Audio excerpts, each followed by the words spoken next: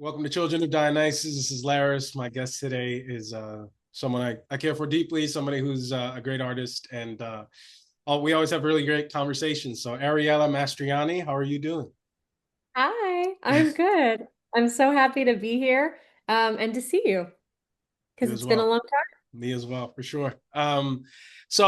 Usually the way that we start off these things is we kind of get to know like who you are, uh, and then find out. So we go back to your origin story. So tell us who are you and where do you come from? Should be the simplest question, right? Right, you think so? So always. Okay, so where to start? My name is Ariella. I was born and raised in Canada. So I was technically born in Oshawa, Ontario, Okay. but I grew up in Whitby, Ontario. It's a neighboring town. It's about an hour outside of Toronto. Okay. Um, but it's like a world away, I think. I mean, less so now because the city has kind of moved out into the suburbs. But when I was Mhm. growing up, it was very much like a totally different world. Very suburban, just very, I want to say industrial. There was just like not a lot there. Mm-hmm. So yeah, so I grew up in Canada. I moved to Jersey in 2002. Okay. Um, and then I've been a kind of a Jersey girl ever since. I did my time in the city. I did about 10 years in the city. And then I went back to Jersey. But apart from that, my God, yeah, uh, I would say I've always been interested in the arts, Mhm. always, ever since I was a kid. Um, and there was not a lot to do in Whitby when I was growing up. I loved voice. I studied classical voice. That was kind of the first thing that I fell in love with. There Mm-hmm. was one vocal studio in Whitby that I went to, and I wanted to sing pop music. I wanted to sing like Britney Spears, but they were like, "No, you're going to learn classical opera." And then as a treat, you can do a Britney song if you want. But that was kind of my only access to the arts at the time. Apart from just like, even at my school, there was nothing. And I always felt like, and I know, I always think back to this. You and I studied with the great Anthony Abeson. We did. And something that I always think about that he would say in class is, when you come to class, I can teach you technique, but I can't teach you appetite. And Mm. I love that. I think about that Okay. all of the time. Great And it's gems. true. Like when I think back to growing up in Whitby, I had such an appetite. And it's usually when you have like no access or more restrictions where you Mm-hmm. have that appetite. I had nothing. So if I wanted to, I remember like just really wanting to perform. And in order to do that, I had to write a play.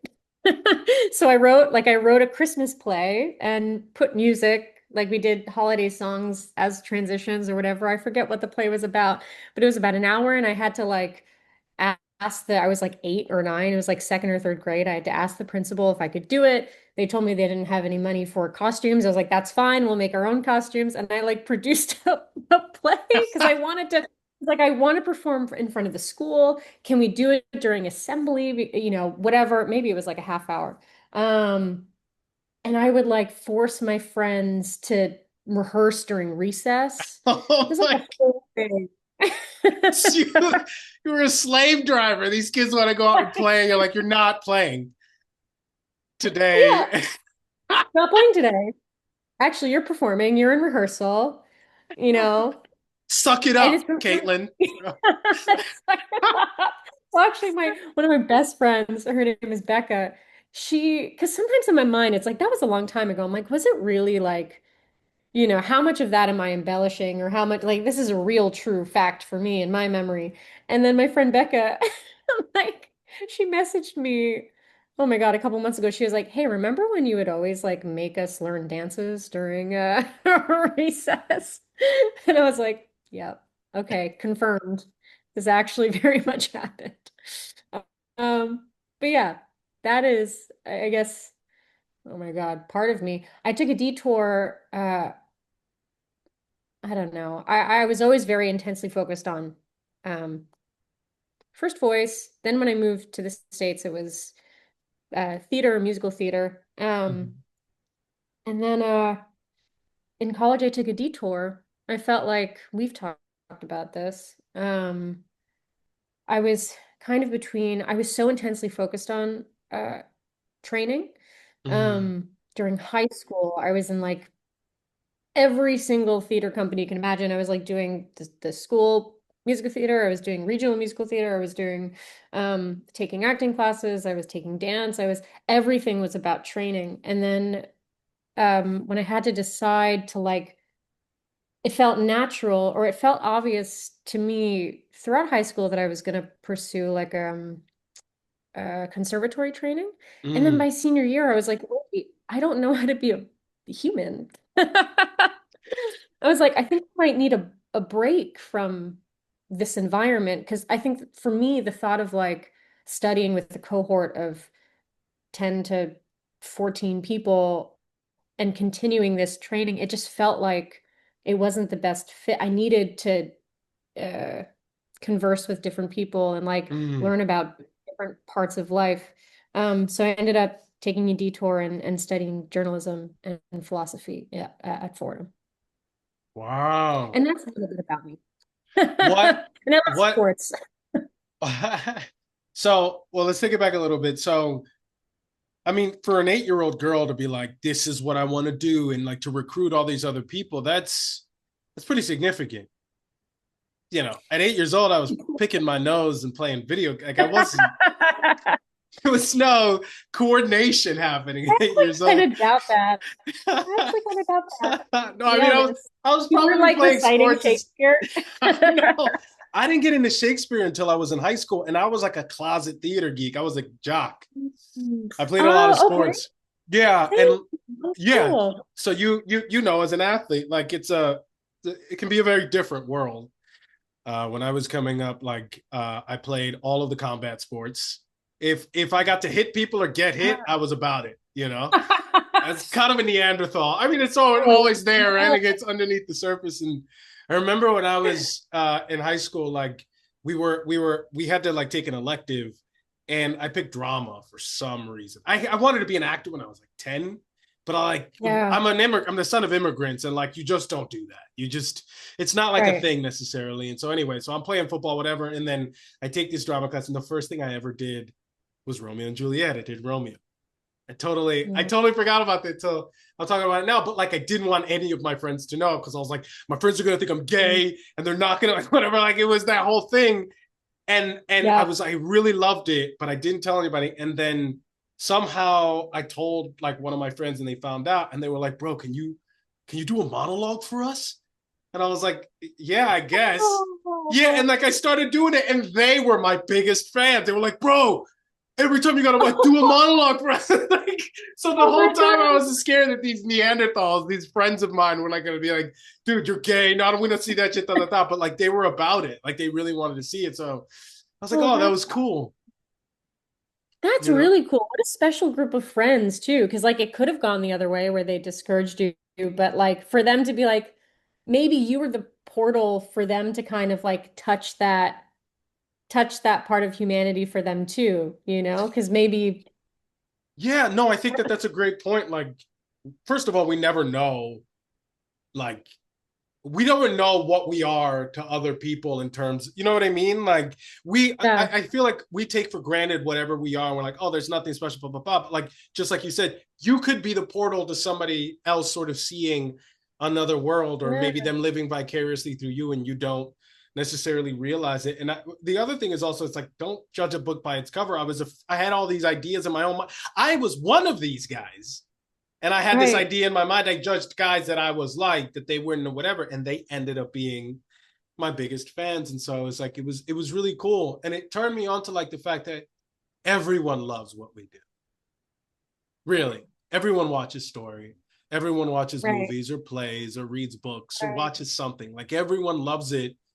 And it made what we do special to me. And it meant like, oh wow, like this is cool. Cause I think that we really are, I think, a rare breed actors. It's like Yeah. we deliberately say other people's words and we wear costumes and play pretend for a lip. Like it's if you think about it on Yeah. paper, you're like, who the what? Who does Yeah. this? Right. And then we do it over and over, and we do it 100 times, and 97 of them people tell us go fuck off, like we don't want Yeah. you, and we keep doing it. It's like, why do we do this? You're Anyway, right. um, so walk us back, like, because I'm first of all, there's so many actors from Canada that are like, the main one that comes to mind, but I know there's a million more, is James Carey.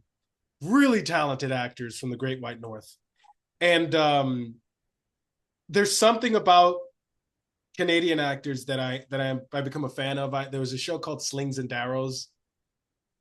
Have I you ever don't know heard of that it? one. Oh my god, No. it's a Canadian show about a theater company that puts on Shakespeare.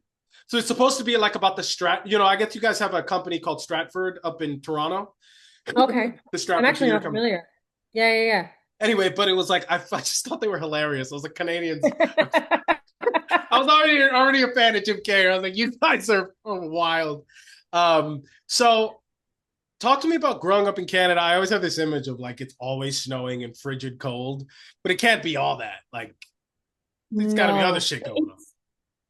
There's a little bit of other shit, not much other shit going on, but it's yeah, it's not too different from the New York area. In the winters it gets colder and in the summers it gets about the same kind of just as hot.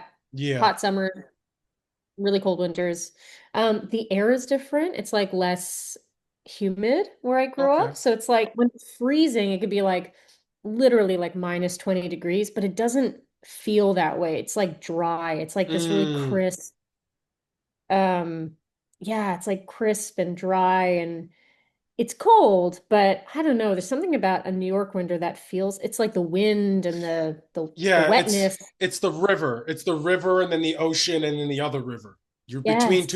three bodies of water, and it's always blowing. Wild. Yeah, 100%, Yeah. 100%. So, yeah, like where I'm from in Canada, I mean, you're still on Lake Ontario, so there is that, but I don't know, it feels not as bad. You look at the temperature and you're like, holy shit.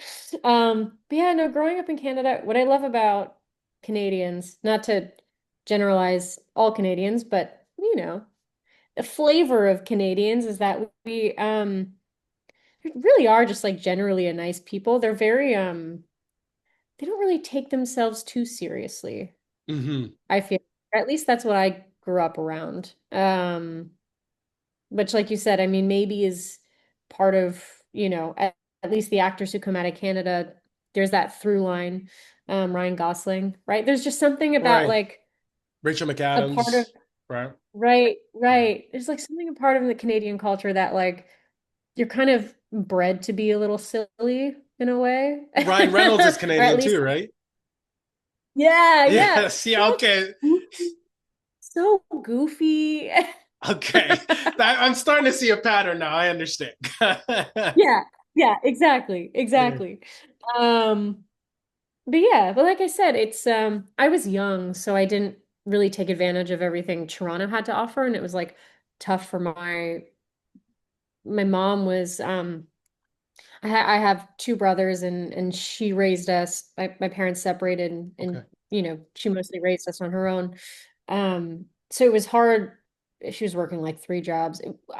There was no way I could like go to Toronto to experiment or whatever. So I kind of just had to do as much as I could at home. But then when we moved to Hoboken, um, we were looking across the river to New York, and I was like, oh my God, yes.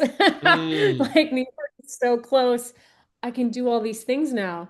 And I just tried to consume as many things as possible. I was auditioning for random things that were not appropriate. I just wanted to like, I heard that you could sign up and line up in the morning and audition for something. I was like 15 and I was like in line to audition for Chicago. I don't know why. Not not appropriate for me to audition for Chicago. But I just wanted to. I wanted to like was like if I'm here, you know, there's a practice to that too. There's a discipline to like getting up in the morning and warming up and waiting in line. and staying focused and going into the room and singing your piece, even if you're not right for the role. I knew that there was like a discipline to that process and I wanted to experience it. I didn't know what else to do with my time. I was like, what else am I going to do? I might as well, I might as well go to this audition, even though I'm not right for this. Um, but yeah, anyway, I think we went on a little detour, Yeah, but detours are that's good. That's where the fun happens. Um, so you guys moved when you were a teenager to the States. I was 12 or 13, Oh wow. 2002. Oh, okay. So you were kind of a little after the formative years. You were young enough to have that Yeah. experience in Canada, but still get Americanized. Yes, F-35s over exactly. football stadiums. Yes. It's like the most obnoxious American thing. Let's waste $20 million flying these jets. It's Oh my wild. I'm God. like, what are we doing? What are we doing? Yeah, Anyway, I love it. America. I love it. But I'm just like, what? God, how Yeah. much does that cost? Don't think Uh, about it too hard. Don't think about I it. try not to. Just drink your beer and wave the flag. I, You can't think about it. I love it, but I'm ambivalent sometimes. Anyway, so you moved 12, 13. Why did you guys decide to move to the States? My mom remarried. Okay. That's it. I just got very lucky. Could have moved anywhere. Right. Literally could have taken me anywhere. The fact that she met a man who became my stepfather, ex-stepfather now, but the fact that she remarried into Hoboken was really nice to be near New York. Um, at the risk of sounding woo, I am a believer in serendipity.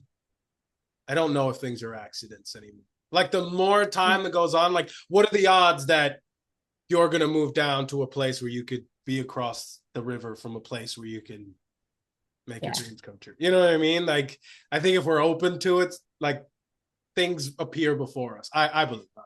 But I uh think so too. I think it's a combination of I do feel like it was a sort of divine intervention, but I also think it was like my mom has always been my biggest supporter. okay. And I also feel like I wouldn't be surprised if that wasn't a factor in dating this person. Like I feel like she's always both like Mm, openly and quietly supported, believed in me so okay. much that I feel like divine intervention or mom. Mom making a decision to Right. help me pursue the thing.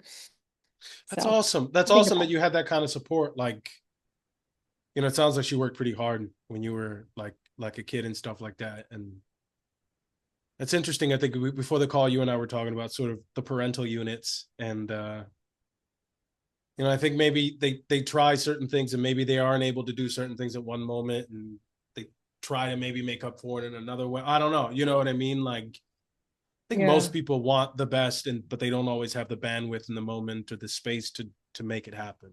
You know. Yeah. I mean, it's it's tough because I I'm not a parent, you're not a parent as far as I know. As far as I know, Yeah. one could show up in my dad, and I'm like, oh hey, shit. Oh Guess I got back no. child support. Break out the checkbook. All As right. far as we know, we're not parents. Um,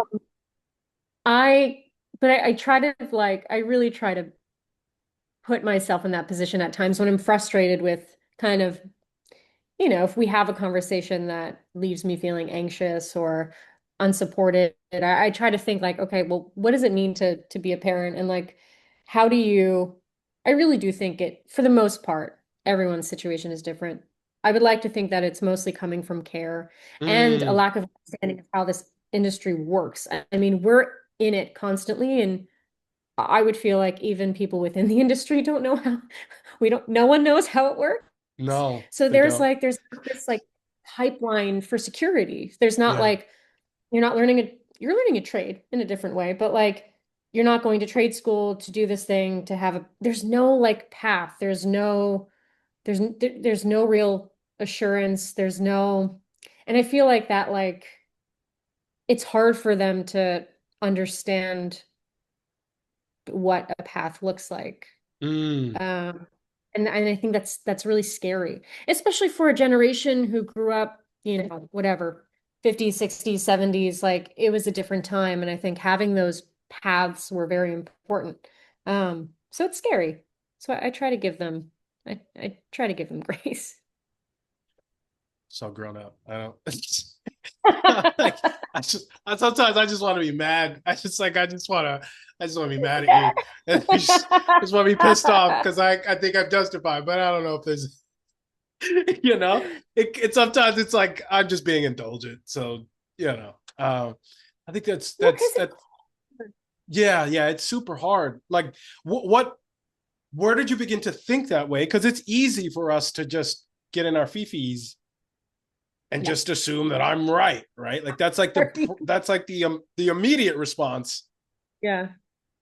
But you have either trained yourself or been able to access that part of yourself to say, okay, hold on a second, where are they coming from that perspective? Yeah, I think it's a combination of being a child of divorce, being the oldest daughter. Oh, I think okay. there's a real psychology to that. I think uh I don't know. Yeah, I would say there is a psychology to that. I think that in my experience, I was kind of often left to be the like responsible one Mm, or like the voice of reason, or I had to mm, really like regulate my feelings or like be what is the word for it? Like not self-reliant, but self-soothing. And I think over time, I was just thinking about this the other day. I don't I don't often get angry. And I think that's I mean some I like I can feel anger, but I always feel like sometimes that's like a wasted energy, but I feel like that is a result of I don't know, the psychology of the eldest daughter of divorce. But yeah, I think it's just over time I've had a practice of really I'm not very reactive. If I feel a certain way during a conversation, I will just try to receive it, and then I always take time to think about like to process it, and then to think about how I want to respond or um how I truly feel about something. Sometimes I feel like it's always good to take note of like how you're feeling in the moment too, because like your initial reaction is good to I think know for yourself. But yeah, I would say it's just been a lifelong practice. well, for those who don't know, you and I trained with I know you mentioned it, Anthony Abison, who has had several late nights on here already, and he Oh, tends to awesome. yeah, yeah, it's yes, awesome is the word for sure. He tends to attract really good people, really talented people, really awesome people, really good looking people. That's something I noticed. I'm like, everyone's hot. I'm like, whoa. I was like, what's going on? Like, it's a lot of really attractive people in this room. And you and I used to have chats outside the class, like, Yeah. and I just always remembered talking to you and be like, talking to Ariel, everything's gonna be okay. Like I just got that feeling from you. I was like, everything's okay. Like I just always felt like I was gonna be all right. I'm not trying to make it about me, but you have that energy of like, it's okay, it's fine, we're gonna be fine.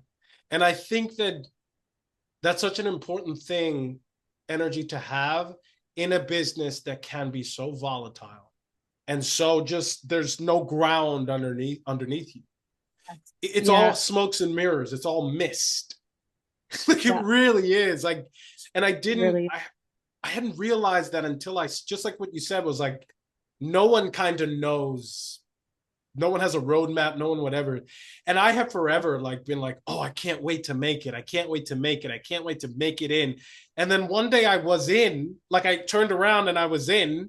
And we're gonna get to like Fortnite and all that other stuff. And then I looked around me Right. in my phone. It's like Tony winner, a series regular. All my friends are like fucking famous, and I'm like, oh, I'm in the industry. I was like, but I still don't know. I was like, there's still Mhm. nothing underneath. And I was like, oh my god, 100%. Yep.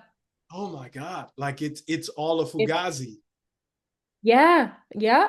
And I feel like everyone feels that way. And right? you're just reminding me, I'm forgetting the context of the interview, but Josh O'Connor says something very similarly where he references a painting, and the painting is, I think, of a person who, oh gosh, I might make, hopefully people will research this interview and this painting because I don't know if I'm remembering it fully, but what I remember is the painting is of someone who is like just leapt out of a window. But in the perspective of the painting, there's like no ground, so it's Mm, you're just kind of like suspended.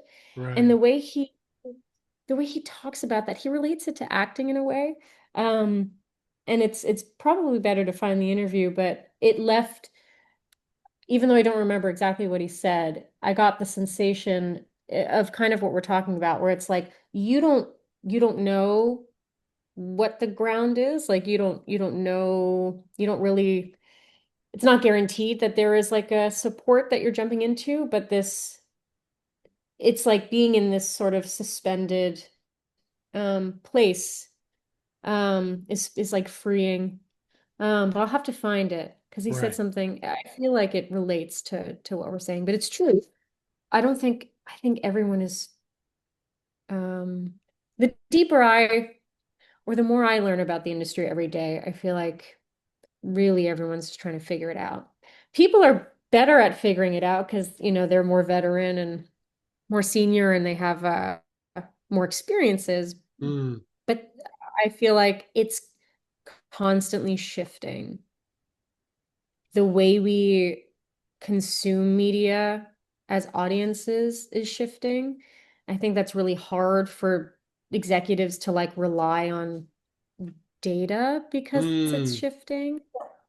Everyone's kind of like trying to figure out, um, I don't know, trying to figure it out. We have new data sets constantly, I feel like. Um, anyway, that's a whole other chat. Or maybe no, maybe it's part of this one. But yeah. well, that's interesting. Do you think that people are? Do you think that the industry is kind of fractured, or has it always been kind of fractured?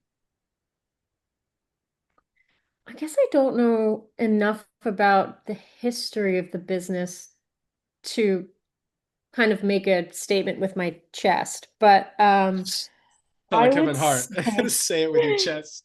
You ever seen yeah, his yeah. stand up? I just It's I so just don't good. know enough.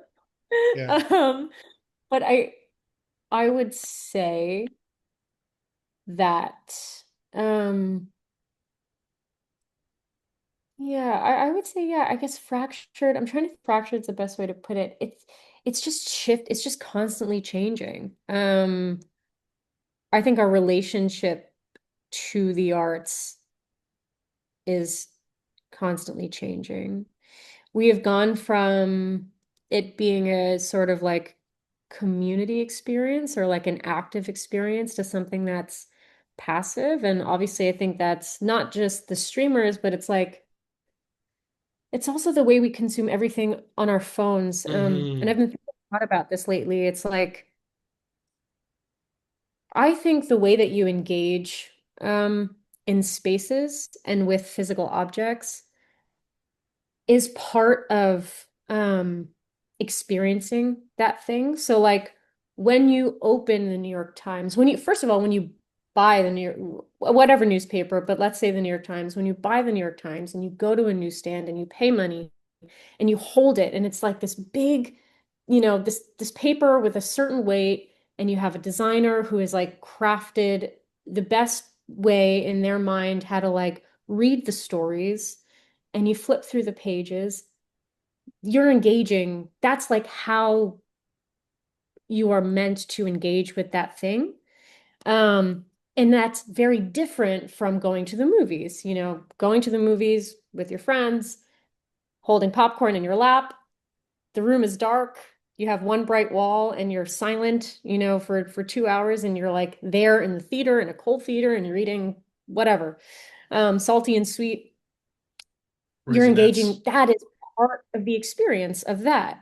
But I Mm, feel like what has happened is like the phone has literally given equal weight to these things. So like a text message has equal weight to a news notification, which has equal weight to uh, an Instagram ad, which has mm, equal weight to watching National Theater on your phone. It's like it literally the weight, you know, the whole the medium is the message.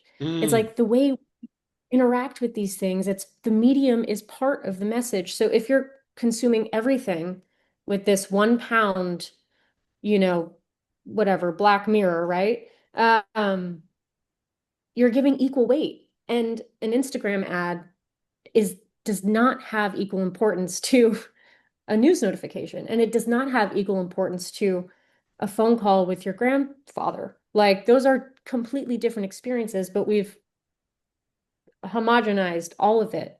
And we've given literal equal weight to these things through the phone. And I think that's problematic because they're different. They're very different. And they have different like importance and relevance.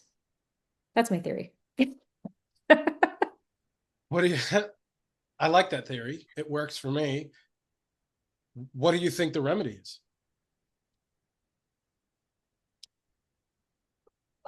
Um, I think it's just, I think it's awareness. I think, I don't know, conversation and awareness. I do think that I have faith that like humanity surprises itself in Mm, ways. okay. I don't try to get like all doom and gloom because I think there are always groups of people who, even if they can't like articulate what is wrong, they like sense that something is wrong. So I Mm, think the more forced into this kind of like tech, whatever, what do they call it? Like dystopian, technoc uh like a cyber like dystopian. what do you call it? It's techno something. It's like a technocracy or something. Is that what you mean? Yeah, it's Where it's like we're right. It's like run by technological overlords. Is that what you mean? in a way, I guess Yeah. what I'm trying to say more is uh as a response to that, the more we're kind of like thrust into the digital, I think that means there's going to be a very, very hefty response towards the physical. There's going to be a rebellion. Mm, I'm okay. excited for that. And I feel that within the film industry too. I think everyone's talking about AI, right? And that's going to be and has been a shift. It is going to take away certain jobs. At least for the moment, it's going to be a shift, I would say.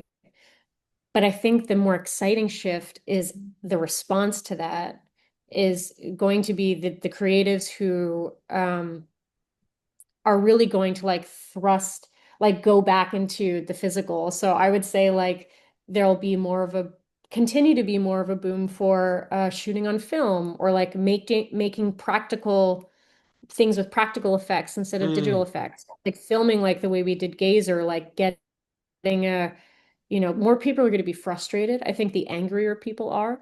Um, that's always, it's always about the response, right? It's like the hippies of the 70s or like the punks of the 80s or whatever. It's like the more government control or the more like we're thrust into this space, the heavier the response is. So right. I'm excited for the response.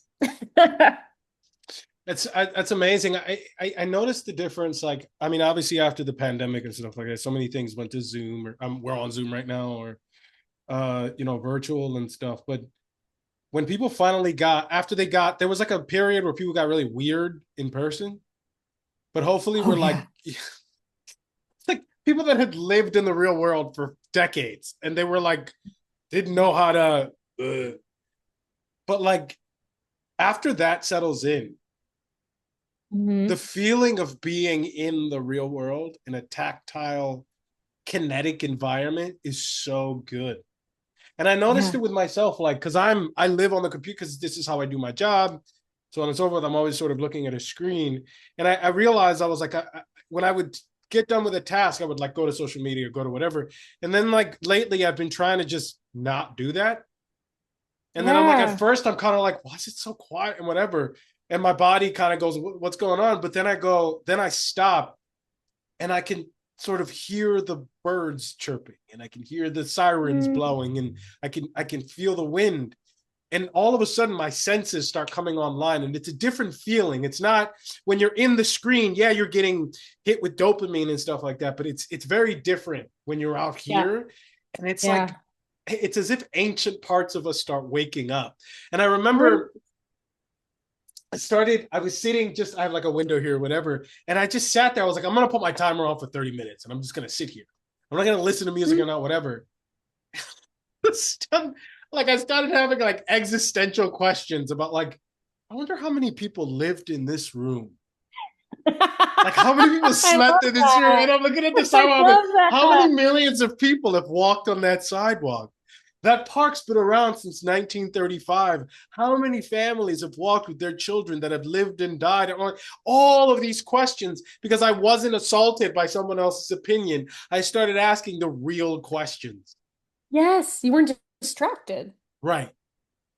And for anyone, like I suggest you do it because it will blow your mind because even me, I don't know exactly what generation you're in. I came in the generation where like technology was starting to become like nobody had cell phones when I was a kid, but like some people had like a Yeah. beeper. Yeah, Some yeah, people yeah. had like a car phone, right? Yeah. But then like I remember what it was like to not always sort of be plugged in, and then going into transition into there where everyone is plugged. Like Right, right. they've lived their entire lives on the internet. Yeah. And so no one knows what it's like to like kind of just get bored, you Oh, know? and oh my God. Yes. So Aaron Sorkin says something about this, um, about boredom being like the key ingredient to creativity. Yeah, yeah, Um, Part of him becoming a writer was, I think the story is something like it was a rainy night and his plans got canceled and there was nothing for him to do. All that was in his room was a typewriter. And he got so bored that he just started to write. Um, and now he's, one of our greats. But I think that's so true. We don't allow ourselves to get bored. We don't allow ourselves to sit with those thoughts or those questions or like we're constantly pacifying ourselves, but that is the best uh what is it? Oh my gosh, the words are escaping me. That is the best way to form creativity. It really is the best motivator. Because you have to do something. You want to do something. You're like, and I think, oh gosh, who said this? Anthony Aveson used to always say this. It's, you know what? It's this actress. Wait, it is, I want to say, oh my gosh. This is bad. I need to remember this actress's name, but Jennifer there's a very Aniston. famous actress. Jennifer Aniston. He studied with her with Strasbourg. Oh, he studied as a student. Okay, Yes. Okay. It will come to me. okay. But, she says that everything must be active. Even boredom is hostility without enthusiasm. And I Host love that. hostility without enthusiasm. Yeah, but it's active, it's charged. You're not doing nothing. It's Right. hostility without enthusiasm. But anyway, yeah, boredom. Very important. We don't allow ourselves to be bored anymore. We don't allow ourselves to sit with that and be curious. constantly consuming something. I think about the great, because I've asked myself, I'm like, well, what kind of an artist do I want to be, and sort of who the inspirations, right? I think about Michelangelo and Da Vinci and stuff, and I'm like, these guys didn't have anywhere near the resources that we have today, and they literally created the greatest works of art in modern history. Mhm. So if you look at the art that's being created now, it pales in comparison to anything even close to the Sistine Chapel. Yeah. I mean, Oh God, I just got chills just thinking about the Sistine anything even Chapel. close to it. Like I went Yeah. and I go to the Met. It's like the museum that I Mm. go to usually, and I always go to the Greek part. And you ever been to the Met in the city? You know the Yes, but busts they have of the old men, the philosophers.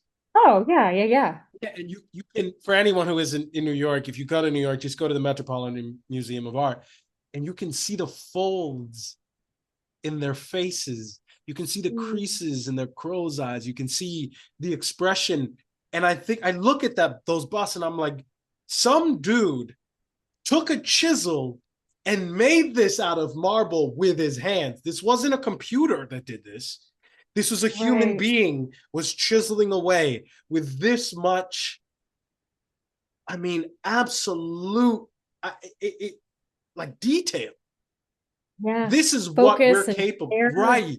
And care and love and vision. Because you think about it, like there was an old man that had to sit there, or unless he was doing Aristotle or Plato and he was just using it from his imagination, but someone had to sit Right. there and he had to look just from memory and do that. That's what we are. That's how great we are Hmm. as human beings. Like Yeah. that's rad to know that that's what we're capable of accomplishing. And you and I have had many conversations about, well, a couple about the Greeks and philosophy, which I was like, when I met you, I was like, Mhm. this is the only human being I've ever been. I was like, I thought I was alone. I was like, I thought I was alone. I was like, oh, finally, I met somebody. We can have a conversation about this shit. And I don't feel like an idiot. I And love that. talk to us about like what was your inspiration to go into philosophy at university, and what's the stuff that really like gets your juices flowing about philosophy? Mm, that's a great question. I think I've always been curious about behavior. I Okay. think that's a connection to acting. Um, and I think because of my parents, I would probably say because of my parents' divorce, um, I became curious about like yeah, behavior and responsibility and ethics. I think that was I was really interested in ethics. I was born Greek Orthodox, but I was raised I was both Greek Orthodox and Catholic. I went to Catholic school when I was younger. Mm, I think obviously learning in so many ways, like the stories of the Bible got me. I became curious about like how to engage with that as a historical text through the lens of philosophy. Um, so yeah, I don't know. I like when I went to school, at first I was on at Fordham you could do a classics or a contemporary track. So at first uh, I was curious about a classics track with a focus in ethics. And then because I don't necessarily think school was for me. I'm a very curious mind, but like I think the discipline of school was very hard. Um, what was hard I about it? don't think I made it. Well, I also don't think I made it easy on myself. I declared, I guess, um, a double major in journalism and philosophy with like a Mm-hmm. minor in design. I was just like I just took on a lot. Mm, Um, and I don't think I had like I had a professor, a philosophy professor, who once told me, he was like, school, at least university, is not for everyone. And I thought at the time, because I was young, that he was just telling me I was not a good student. mm, But when I think about it now, he's right. It's like the actual discipline. and the structure of school is not, that structure is not for everyone. People engage with their studies in different ways. And I don't think that I was necessarily like, I was overwhelmed by that structure. Anyway, that's all to say, I eventually moved away from classics and I ended up doing a contemporary track with a focus in epistemology and metaphysics. And I was very curious about pretty much studying knowledge. So the understanding of knowing, um, which, can get very whatever. What is that? Um, I mean, yeah. how do they, the understanding of knowing? Can you walk us through that a little bit? Like, what does that mean? I actually don't know if I can. I mean, it's like the philosophy of knowledge, right? It's like, how do we come to know the things that we know? What is it to have experiences? How are we able to have experiences? How are we able to understand these experiences? What uh, is it? There's a lot of mind body as well as it relates to, Mm. I think, at least for me, like being and not being, living, questions of afterlife, questions of God, but running through the arguments like for and against the existence of God, for and against, you know, the idea of a soul or a spirit, or are you just your body? Um, yeah, how do you come to know the things that you know? Uh, I remember one of my favorite courses was Kant, and studying his metaphysics. I cannot I remember being in every class thinking like, this is the most incredible experience. I love everything my professor is saying. Oh my God, my mind is expanded. And I cannot tell you a damn thing about his his writing. I just remember there being like a distinction between like, let me see if I can trudge this up through the depths of my mind. Um, it's like, no, no, I can't. I can try, but I would, if you can lightly tap your foot into Kant's metaphysics, um try it. It's anyway, that goes into this whatever, how we come to know the things we know, how we understand, how we perceive the world, how we exist in the world, et cetera, et cetera. I'm making my way through the classics right now. So when I get to Kant, Ah, yeah, yes, I'm like I made like a both Western and Eastern philosophy. So I've got the art of war and all the sort of the treatises of warfare and the Eastern philosophy right now, and I'm going through. I bought the King James Bible, the King James, and then I yes. bought the Spanish version. So I'm gonna read them both. Amazing. And then Amazing. yeah, I was reading. I'm also reading the Iliad, which kind of has philosophy in it, but it's kind of all it's all mixed in there with all those stories and stuff. I was reading the all the Greek works, but it was like an old copy, and there's something about I couldn't finish because like it was a really old book. And I guess old books were made of some material that's kind of toxic. It's kind of like lead paint. And the shit was like, Oh my I was, God. You I was like, like, I are you can't, getting high I was over? like, I can't breathe. I was like, I'm learning so much and I love this, but I can't breathe. What the fuck's going on? And then I realized I was like, oh, I'm reading this like some thing was coming off. It's like, God, I'm a mess. I love it. I'm a mess. I was like, I'm trying to learn and just, and then Plato was repelling me, and he was Aeschylus was like, "No, you're not today." Um, Oh so God, I love it. that was You're great, like but understanding the depths of the universe when really you're just like high off the toxins of the right, page. I was like, "Oh, I've seen so much," and uh, Yeah. so funny. I think like there's something that happens when I read that stuff, especially the old Greek stories, where like my brain just it's like something opens. It's like a portal opens in my mind. Do you ever have that? Like I said, every Kant class, I can't tell you a damn thing about his arguments, but I remember having those experiences being like, oh my God, I exist within the universe and it's amazing. I find that that I to me is like the purpose of a is a real, like humanities education, right? Like when we think about like what's the purpose of education, right? If you can't actually make money doing it, blah, blah, blah, you're not making money as a philosophy major unless you're teaching philosophy, right? Like there's no money to be Right. Or made you in go it, into law. or you go into law, right? But most people are not doing that. So what is the purpose of it? And because I've been thinking about this, and I think that a civilization is a result of the art that it creates, and the art that it creates is representative of the civilization that we're living in. And so I try to think about, Mhm. I'm like, what kind of art are we creating at the moment? Like, what are Mhm. our films saying? What is the music saying? Yeah. What are the paintings say about? What does it say about us? What is the architecture, what do they say about us, right? Because Right. those, even something like, I remember when I went to Italy, and my brother summers in Italy every year, and I just remember driving. He picked me up from Firenze, from Florence, and we were going out to Marina di Pietrasanta, which is right on the Mediterranean. And I just remember like driving, and we were driving under aqueducts, and I could see ruins, and I was like, whoa.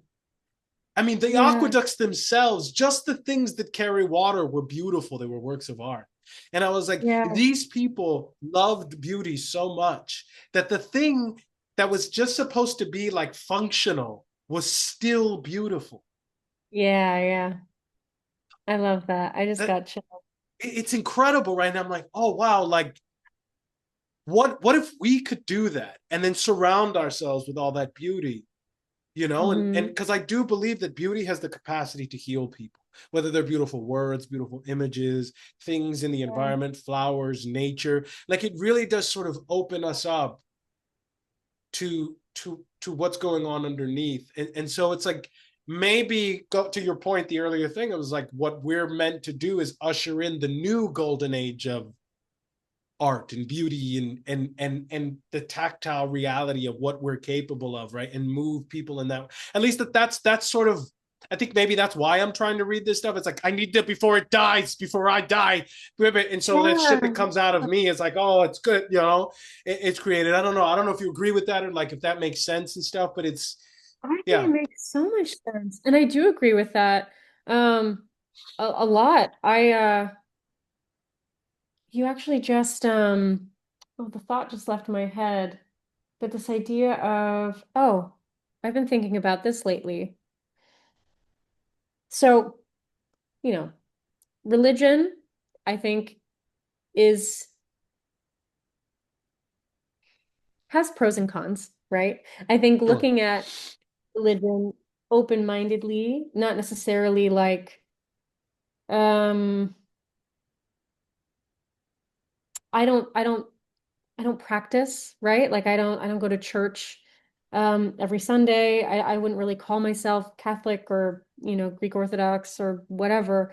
But I think if you're understanding or engaging with religion from either like a historical context or like a philosophical or a place of curiosity, I would say. Mm, If you're looking at a place of curiosity, um, what I what I've been thinking about, and I'll it's not a fully formed thought, but I look at I look at practices, right? And I look at daily practices, and I'm trying to understand why I feel like as a society, I feel like people have become so I don't say hostile, but everyone's very short with mm, each other. yeah, yeah. Um, our patience has been shortened. I think that's, a lot to do with social media, or we get things quickly. So like if we want something and we buy it on Amazon, we have it delivered. Or if like we want to engage with the new, everything is kind of, it's more accessible to us. And I think that's really shortened our patience with each other, our patience in general. Um, as this relates to religion, um, when I engage with my more religious friends, either from different denominations, whether they're Jewish or Catholic or, Greek or, Muslim or what have you, um, their practice, I think, is formed, one of their practices, um, they're constantly engaging with community. Mm. There is like a real output of energy into the community. I feel like social media as a practice or being online is really like the practice of putting energy in yourself or engaging with yourself. There's like not actually like output into where you stand in a community. How you can like build up a community, be there for a community. So this idea of community has been on my mind a lot lately, and I feel like we're missing that practice because we spend so much time alone and so much time like I don't know, there's been a real shift from the community to self. And it's good to be aware of like the things you need and the things that like I don't know. There's just like a real, I don't know, there's a real conflict there. And I think we are too absorbed with the self in a way and not as aware of our place in community. So I think that there's like a trickle down effect somewhere happening in everything across like society, US society, world society, industry. There's a real, I don't know, involvement with too much about you, I would say. Does that make sense? Yeah, yeah, totally. There's a lot Like of sort of forming it. people talking about their trauma and their, you know, and look, people go through shit. Like it, life happens, and whereas before, terrible things used to happen to you, and people just like brushed it under the rug, or then it shows up 3 generations later because nobody ever dealt with like the horrible thing that happened to your grandfather or whatever. You know what I mean? Like, and so there was sort of Yeah. a notion of repression and a darkness, and now I think maybe it's because of social media. Maybe it's the therapization of society where like people are becoming, they're turning sort of inward. It's about me, me, me, me, me. And I think that that has Yes. its place. But I agree with you that eventually you have to go, okay, well, there's someone else in this Yeah. conversation. And I can't, Right. I don't remember where I heard the quote. It was like, you can only be an individual in relationship. Hmm. Like there's this notion that like we can be an individual, like the lone wolf thing. And I just watched like a Clint Eastwood movie, and that's like all of his movies. It's like it's just a Yeah, yeah, dude in the totally. middle of Totally. nowhere fucking shooting, and I love it. It's like, oh, this is amazing. 13-year-old me is like, yes, kill them all in the thing. But but like that's not real. And we do need each other, right? Like if for nothing else to regulate ourselves, and just like you're saying, it's like where am I in the world? I'm Yeah. just like not just in a me like not amoebic, but like we're all kind of siloed in our own little like Yes. atomized, you know? Right. Well, we also like, you and I played sports, and I think I feel like everyone should engage with the sport. Like Everyone, everyone should be part of everyone. a team. Like the discipline, showing up to practice, wanting to get better at a skill, playing as a part of a team. Like there's such a discipline to sports that I feel like it's so important. You have to like it's good to carry on, carry with you, right? But this idea of, I spoke a little bit about religion because I feel like there are, this idea of practices. It's like, when I was in Catholic school, like, or whatever, with my parents, with my grandparents on my Italian side, they're from Italy, and my grandparents on my Greek side, they're from Greece. Mm. Um, Religion is very important to both of them. My Greek grandmother has like all of the icons with the candles like in the corner of her room, Oh and wow. my Italian grandparents like, yes, there is all the saints and um this idea. Anyway, the practice, I kind of I love the idea of every Sunday waking up, sitting in this, beautifully constructed building and being with the community and kind of like, in a way, saying thanks in different ways, right? Like, thank you for life, thank you for support, thank you for, there's just this like beautiful there's like the discipline of going every week, then there's the community engagement, and then there's the gratitude. So even without the structure of religion, I think those are important practices um, that you can also get from other communities. I think, acting, being a part of like a class or part of a team um, or just being aware of that gratitude. Oh, sorry. I know why I kind of went on this tangent. You're talking about Mm, beauty. Again, with this idea of religion, back in the day, we were building for things that were a way to like speak to God, right? Or like yeah, speak to earth. We were trying to like reach the something greater, higher. Yeah, higher, right? No matter what the religion is, we were constantly in search of that. Even if it was based in science, you're studying like the stars and physics and whatever, or if it was whatever, yeah, the connection to something greater. I feel like we've stopped reaching for that. yes. I don't know why. I don't know why. I think because it requires humility. It requires Yes. looking up. We're not the Yes. end. It's up. It's above Yeah. us. And Yeah. so um it's hard to reach that up and you never reach it. It's like Yeah. you think about those old Gothic cathedrals, you could never touch the top. Like you Yeah. had to like climb up and get a scaffold, and even then you couldn't quite still reach the top. And so this Right. notion of you're always reaching, and you never fully get there. It's kind of like I think it's sort of my life matters, but it's beyond me. Even I build Yeah. this thing and but I have to do it even beyond even past me.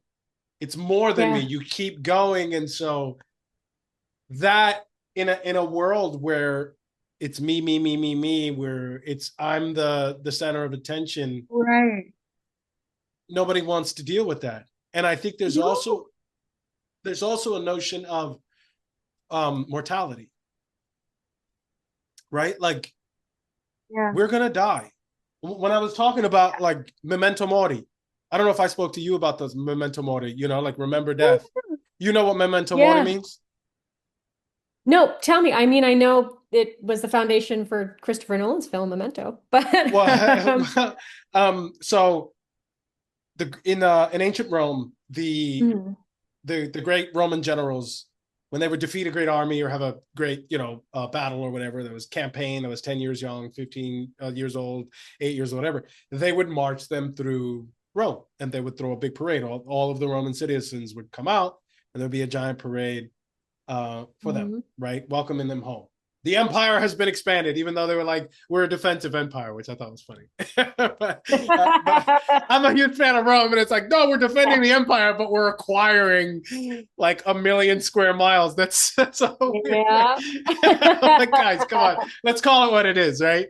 Yeah. Um, and there would be a what was called a charioteer who was a slave who would stand just behind the emperor, and as the crowd was cheering and they were throwing not confetti, whatever the fuck they were throwing or whatever, the charioteer, the slave, would whisper in the general's ear, memento mori, memento mori, which means remember death. In essence, you Mm, were just a man. You were just a man. You were just a mm. man. It was to remind him that all of Yeah. this pomp and circumstance, all of this celebration, Yeah. he's just a man, and he's going to die like everyone else. And I think that the big proponent of this in Rome was Marcus Aurelius, who to me Mm. is to me the model of what I think a great father should be and a great leader should be.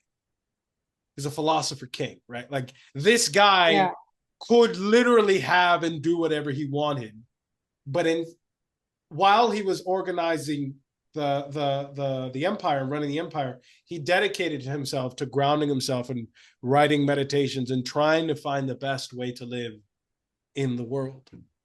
Right? Like Mm. he could just descended into degeneracy, but he understood enough about great men that came before him that like he probably needed to live, he had like develop some sort of a philosophy based in Yeah. stoicism to be able to function in the world and not be consumed by all of this power, which I think is That's so. really, What was that?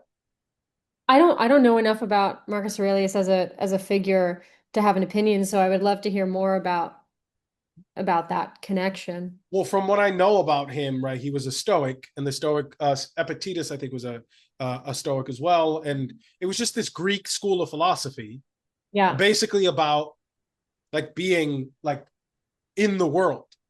Like they had this thing where it was like negative visualization, where they would visualize the worst possible outcome every day, so that they could Mm, psychologically prepare themselves for that outcome. So that when they were mm, met with it in reality, it didn't take yeah. them by surprise, it didn't shock them, it didn't break them. Right, So right. a lot of it Interesting. is it's a lot of it is about the fortification of the mind, and it appeals a lot to men because uh, as a man we need container. There's a lot of shit going on, especially when you're 18 and you have dragon blood. And you're trying to fucking Yeah. kill everything. Like Dragon Ball. it's just a maniac. You're just a lunatic. You're just insane. There's just testosterone. You're young, dumb, and full of cum. That's what the army says. You're like and like that's why we're so stupid when we're 18. Like that's what it is. Be like, why are 18-year-old guys fucking moron? It's because there's shit happening and we don't know what to do with it. And Yeah. so you need like a container, Yeah, like yeah. there is a direct correlation between like very religious people and men. Like it's often men are the monks and men are the that are because Right, there's an right. understanding of, look, you got all this primal force running through you. You need to direct it. It needs to be constructive Mm, because you will yeah, destroy everything else around you. And you see this, we're living in a sort of a really a sanitized environment, but there used to be just hordes of men just plowing through villages, raping and right, pillaging. It's a real thing. It's a part right, of the psyche. And so if you don't do right. something with it, you don't direct it in a direction, you will destroy everything. And so I think Marcus Aurelius was wise enough to understand that with all of this power literally at his feet, Yeah. he was like, hold on a second. And Meditations was an accident. Like they found it accidentally. Meditations was basically the books of his writing and his philosophy, not unlike Right. the Tao Te Ching and the yeah, it's kind of like the Tao Te Ching. It's the same kind of philosophy, right? And they found it and they're like, this is amazing. And then they started to reprint it, but it wasn't meant to be seen. They were his journal Mm, entries and this his is, thoughts. yeah. Mm, love Um, that. and for me, it was like, I think that it's important to look at the past to find models for how to live life. It's why Yeah. I think we get on in your appreciation for philosophy, because it's like these guys were like, guys, we fucked up already. Like we made the mistakes. Just here's the book. Yeah. Just read Yeah. this. And just don't do all this stuff we're telling Right. you. All of these old books, it's like variations of the same thing. Thou I shalt not do know. this, thou Right. shalt not do that. And you're like 19, you're like, I don't care. I'm gonna figure it out. And then you get like to 40 and you're like, yeah, okay, that was Yeah, they're right. True, they true, were true. Facts, facts. okay. Facts. Thanks, Dad. Appreciate it. But it's like I think that there is an element in our society where we have lost that. We've sort of like Yeah. there's something about modernity where we're like, we don't need those old traditions, we don't need religion, we don't need all these other things. And I'm like, that's like 15,000 years of knowledge.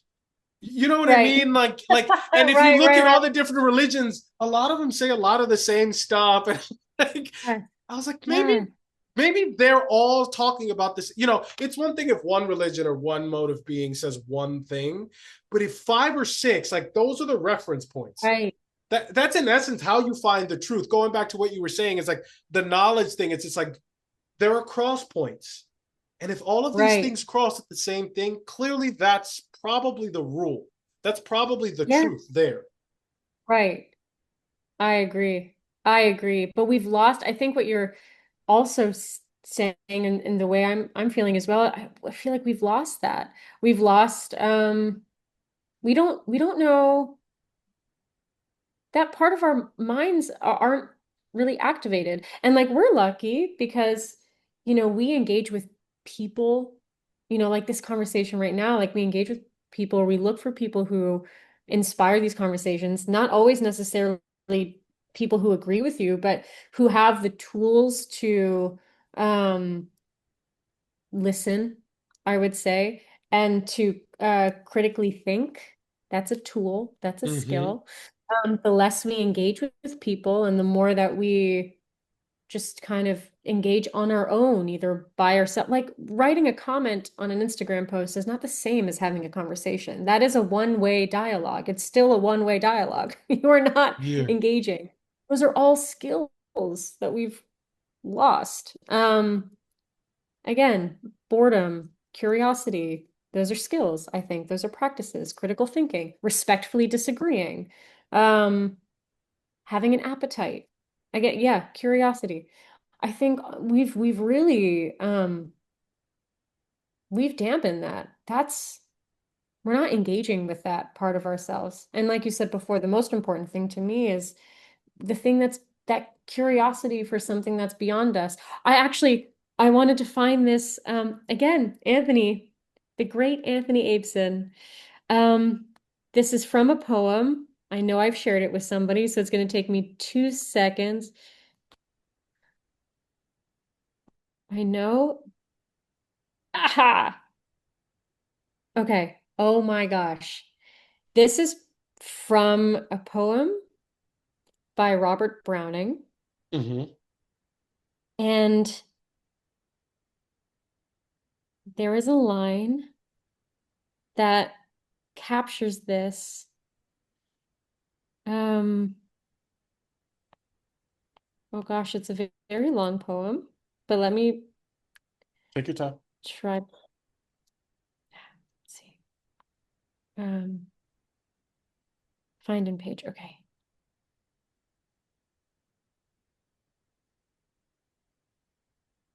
Ba, ba, ba, ba, ba. Ah, okay.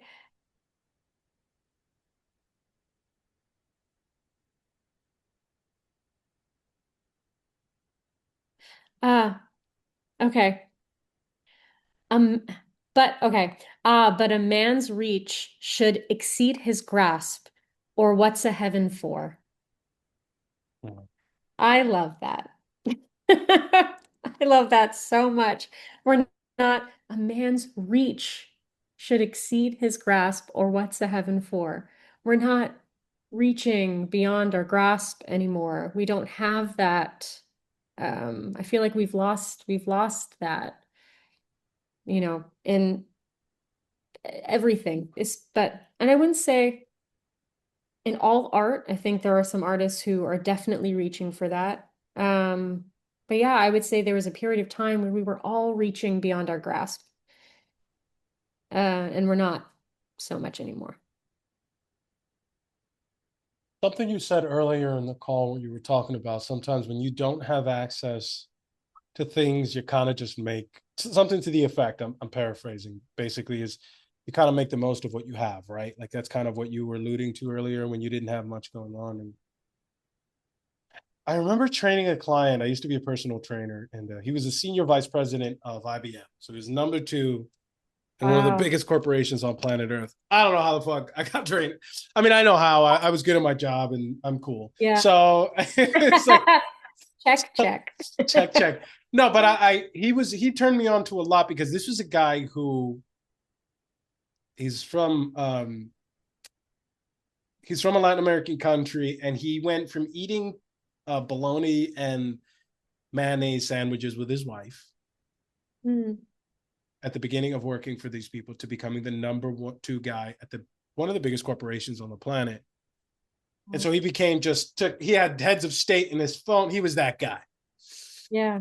And one day he was talking to me and he was like, I've seen it. My kids have been educated here. This place has given me a great opportunity. I've worked in one of these great American companies and stuff like that. He goes, but he's like, you guys have too much. He goes, in America, you have too much. Hmm. And it's sort of like we're victims of our own success. I mean, obviously, I know that you're Canadian, right? But call it the Similar. Western world. It's the Yeah, Western yeah. world, right? Like, I think about we're the number one problem until yesterday was caloric consumption, enough caloric consumption to survive. Hmm. Think about it. Like that's the number one thing. Like, how are we gonna eat? We got Right. to eat. So, what do we need to do to eat?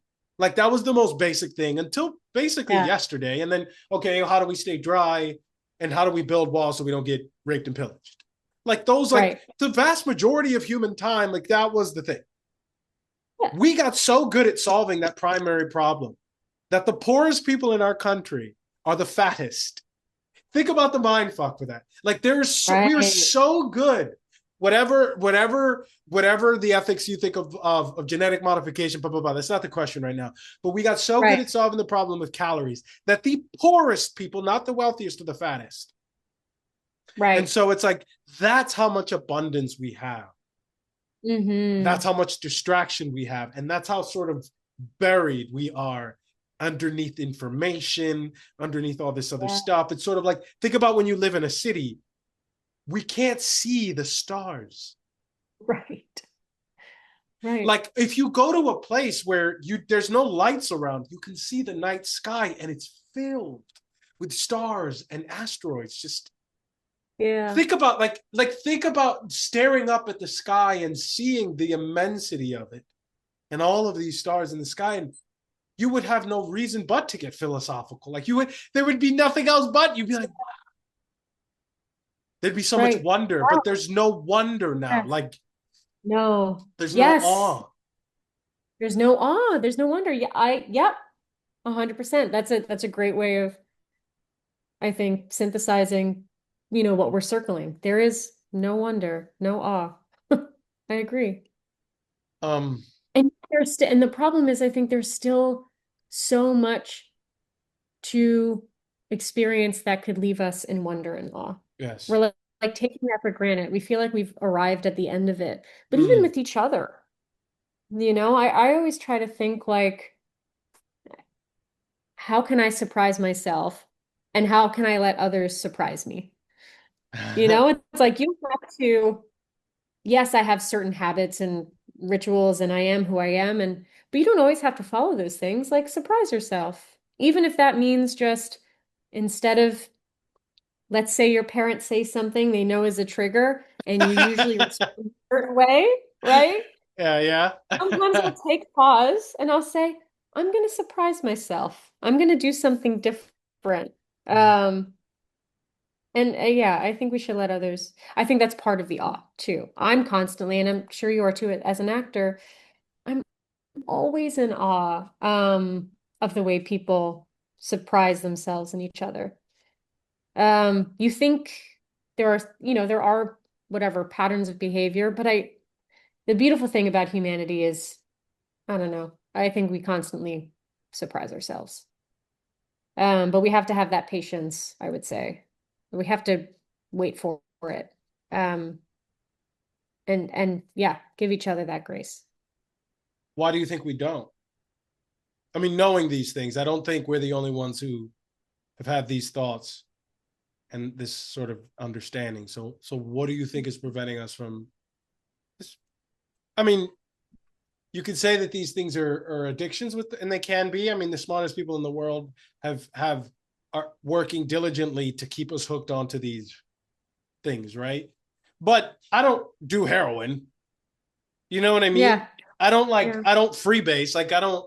So clearly, I'm. Most people are not making that choice. But what do you think is preventing us from saying? Let me split this down for a second and just I don't know. I think it's a combination of everything we've been saying. yeah. Really, I think it is, yeah. The lack of not, I don't know, right? Having access, abundance, as you said. Um, these, I think, practices that were common in, you know, I would say religious communities, or it could be different types of communities, but, having a weekly practice, being a part of a community, being, working towards,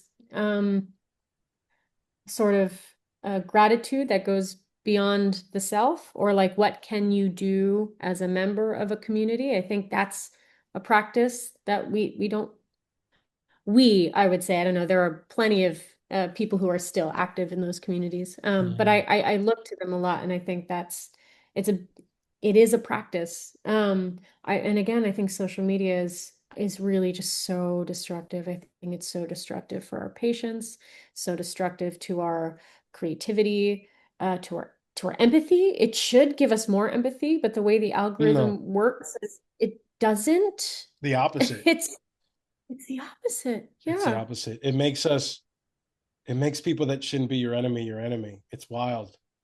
Yeah, 100%. But there, again, a practice of we've lost the discipline or the skill set to listen, Yeah. to respectfully disagree. I think it's all of these things. And also, like I was saying before, the way we engage with each other in the world and with art, it's so passive. And I don't know, I think unless you are taking time to sit with yourself and ask these questions, or unless you are surrounded by people who are asking these questions, I can see how it would be hard to get out of that hamster Mm, wheel. Very blessed to be a part of a community in the arts where we're constantly asking these questions. yeah. Um, it's like there's a real respect, but again, I think it's a skill. Um, so I don't know. I feel very lucky to be surrounded by so many great minds, but also like very empathetic and patient, um, intelligent, peaceful minds. But that's a privilege, and not everyone has that. And then you kind of like, I don't know, if you're receiving a certain energy, that becomes a practice where you build that as a part of your personality and you react that way. It's all, what is it? Nature, nurture. Right. I don't know. Social media is, I think it's horrible. I really think it's horrible. It's so Yeah. bad. Yeah. Um, talk to me about Gazer. Gazer. Yeah. Well, I think building off of these chats. Um, Ryan and uh Ryan Sloan, the director. Right. Ryan Sloan, the director. Right. We've known each other since high school. Um, and Ryan also went to an all boys school. He always kind of felt like the black sheep in a way where he wanted to be more involved in the arts, but that wasn't really like a part of his community, not a part of his upbringing. He didn't really know like how to get involved. No one was nurturing that. Okay. I think it's hard um to find a way in. But anyway, we together separately have always been interested in doing this, but like we said before, the industry, at least from the outside, we felt like outsiders. I had been studying acting, as you know, for a very long time, so I had a community. Um, but in order to I don't know, break in, like we were saying before, there seemed to be paths, and those paths either involved going to one of the major schools, whether it's Juilliard, Yale, NYU, UCSD, RADA, Guildhall, whatever. Um, that was a path or seemed to be a path. Or as a filmmaker, going to NYU or AFI or being a part of like a Sundance track or a Tribeca track. Like there seemed to be these paths, but we didn't have like access to those paths because like we weren't film school kids and we didn't, I didn't pursue conservatory training. Um, so we were like, oh, okay, if we can't access, if these paths aren't accessible to us, how are we, how can we do this? And I think that thought process was freeing because if no one's going to like say yes to you, if no one's going to give you permission to do something and no one's going to co-sign and no one's going to, say like, yes, you can, um, we were kind of like, well, no one's going to knock on our door and tell us you can't. So like, what are the ways in which we can do it without someone's permission? No one's going to stop us from getting our friends together and filming. Hmm. No one's going to stop us from writing a screenplay. doesn't cost us anything. I mean, by getting the program or whatever, you can write on Google Docs if you want, but like there's really yeah, no one's gonna stop us. So it was determining all the ways in which no one was gonna tell us no if we could not get the yes. And then building it from there. That was the foundation of we were so, like Anthony says, someone can teach you technique, but they can't teach you appetite. And we were very hungry. So we didn't, yeah, we were like, okay, how do we write a script? So we read all the books we could find on screenwriting. And we would also, one of Ryan's Christmas gifts I made for him was I put a binder together where I tried to find as much information on screenwriting and directing from classes taught at NYU. So I would like search the different professors, and usually if you type in their like school email, you could try to find their syllabus. So I tried to like excavate the internet for all of the syllabi syllabus I could find. Yeah. Um, and that would provide a framework because you could find like required texts for the class and you could, find coursework. So I put that together for him in a book. And I said, okay, if no one's going to like teach us this, we can at least look at like the texts and the coursework and try to, again, this idea of practices, create practices where like if part of being a freshman at NYU film school is doing a short film with this framework, then let's try to do that. You know, we can't go to NYU, but we can at least do what we can. So it became a lot of that. It became a lot of like, what are our favorite films? Let's print the screenplay out and watch the film and see how the screenplay is different from the film. So it was a lot of like studying, um, and curiosity and uh, trying to figure it out on our own. And that's how Gazer started. So for a year and a half, we wrote the script.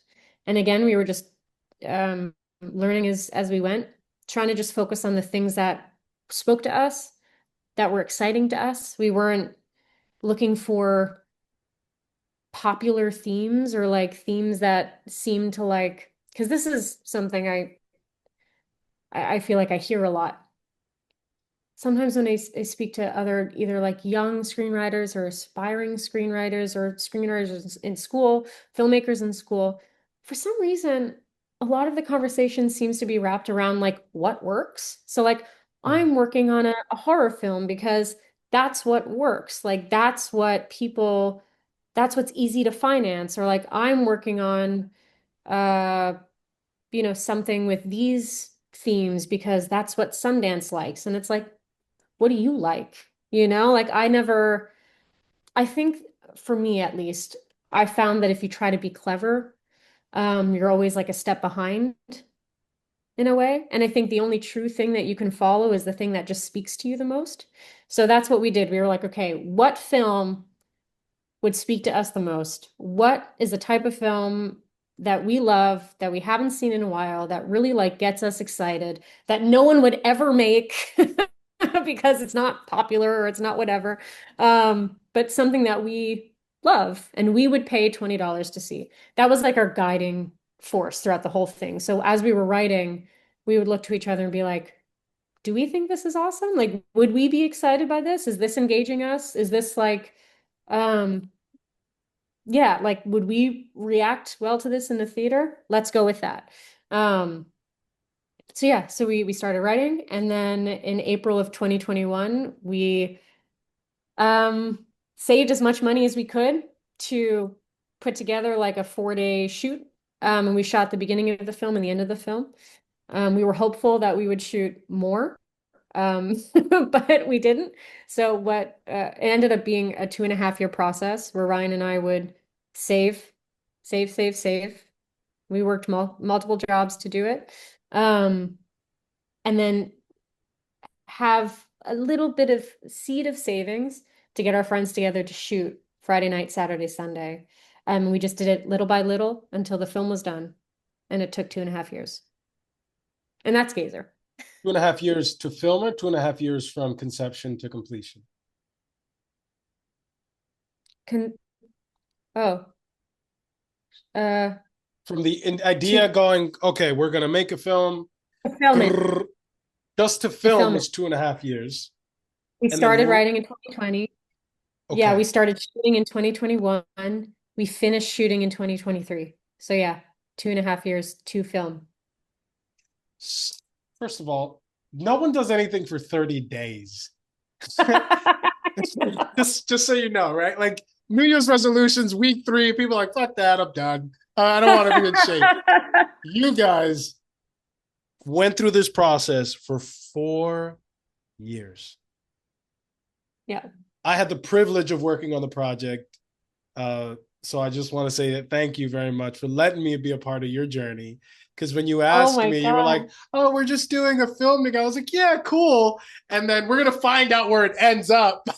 It's like I was like, "Yeah, that sounds like fun." And then you guys knocked it out of the ballpark. You hit a grand slam. But walk me through like what kept you going. Were there moments where you're like, fuck this, I just want to quit? Like, what was your headspace? What kept you guys going for 4 years? I don't know. I try. It's such a good question. Um, I just think we had no kind of anticipation for where it was going. I just knew I love creating things. Like I really do. I love understanding how things work. The Okay. process is really the most exciting part of anything to me. I've always been that way. I've always been very curious, but I love working on something, and I love seeing it through. Um, so yeah, I think I don't think I ever asked myself that question throughout those years because I didn't necessarily know like where it would head, but I knew that like I love acting, I love filmmaking, I love writing, I love learning, I love being with my friends, I love exploring and getting better. I really love just getting better.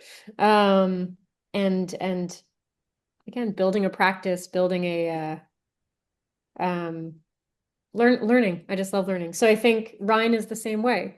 Um, we had no other preference for how we would spend our time. It's not that like we had a free weekend and we would prefer to be doing anything else. Our preference was to get our friends together and shoot. So it didn't seem like when you're looking at like sustaining something for 4 years or whatever, um, we didn't really look at it as like a hill like that. It was just like, oh wow, we finally get a chance to do it again. It was exciting. It was, and there were times where I was very exhausted, but I Yeah. never like lost faith in the project because I loved the film so much and I loved what we were doing together. Um, but when you're working 3 jobs, we would go from the 9 to 5 to I think like 4 days a week. We had after the 9 to 5 like a 7 to 11, and then you write, and then I was so tired, and there were so many days where I was like, I would have probably taken even longer. I like to rest.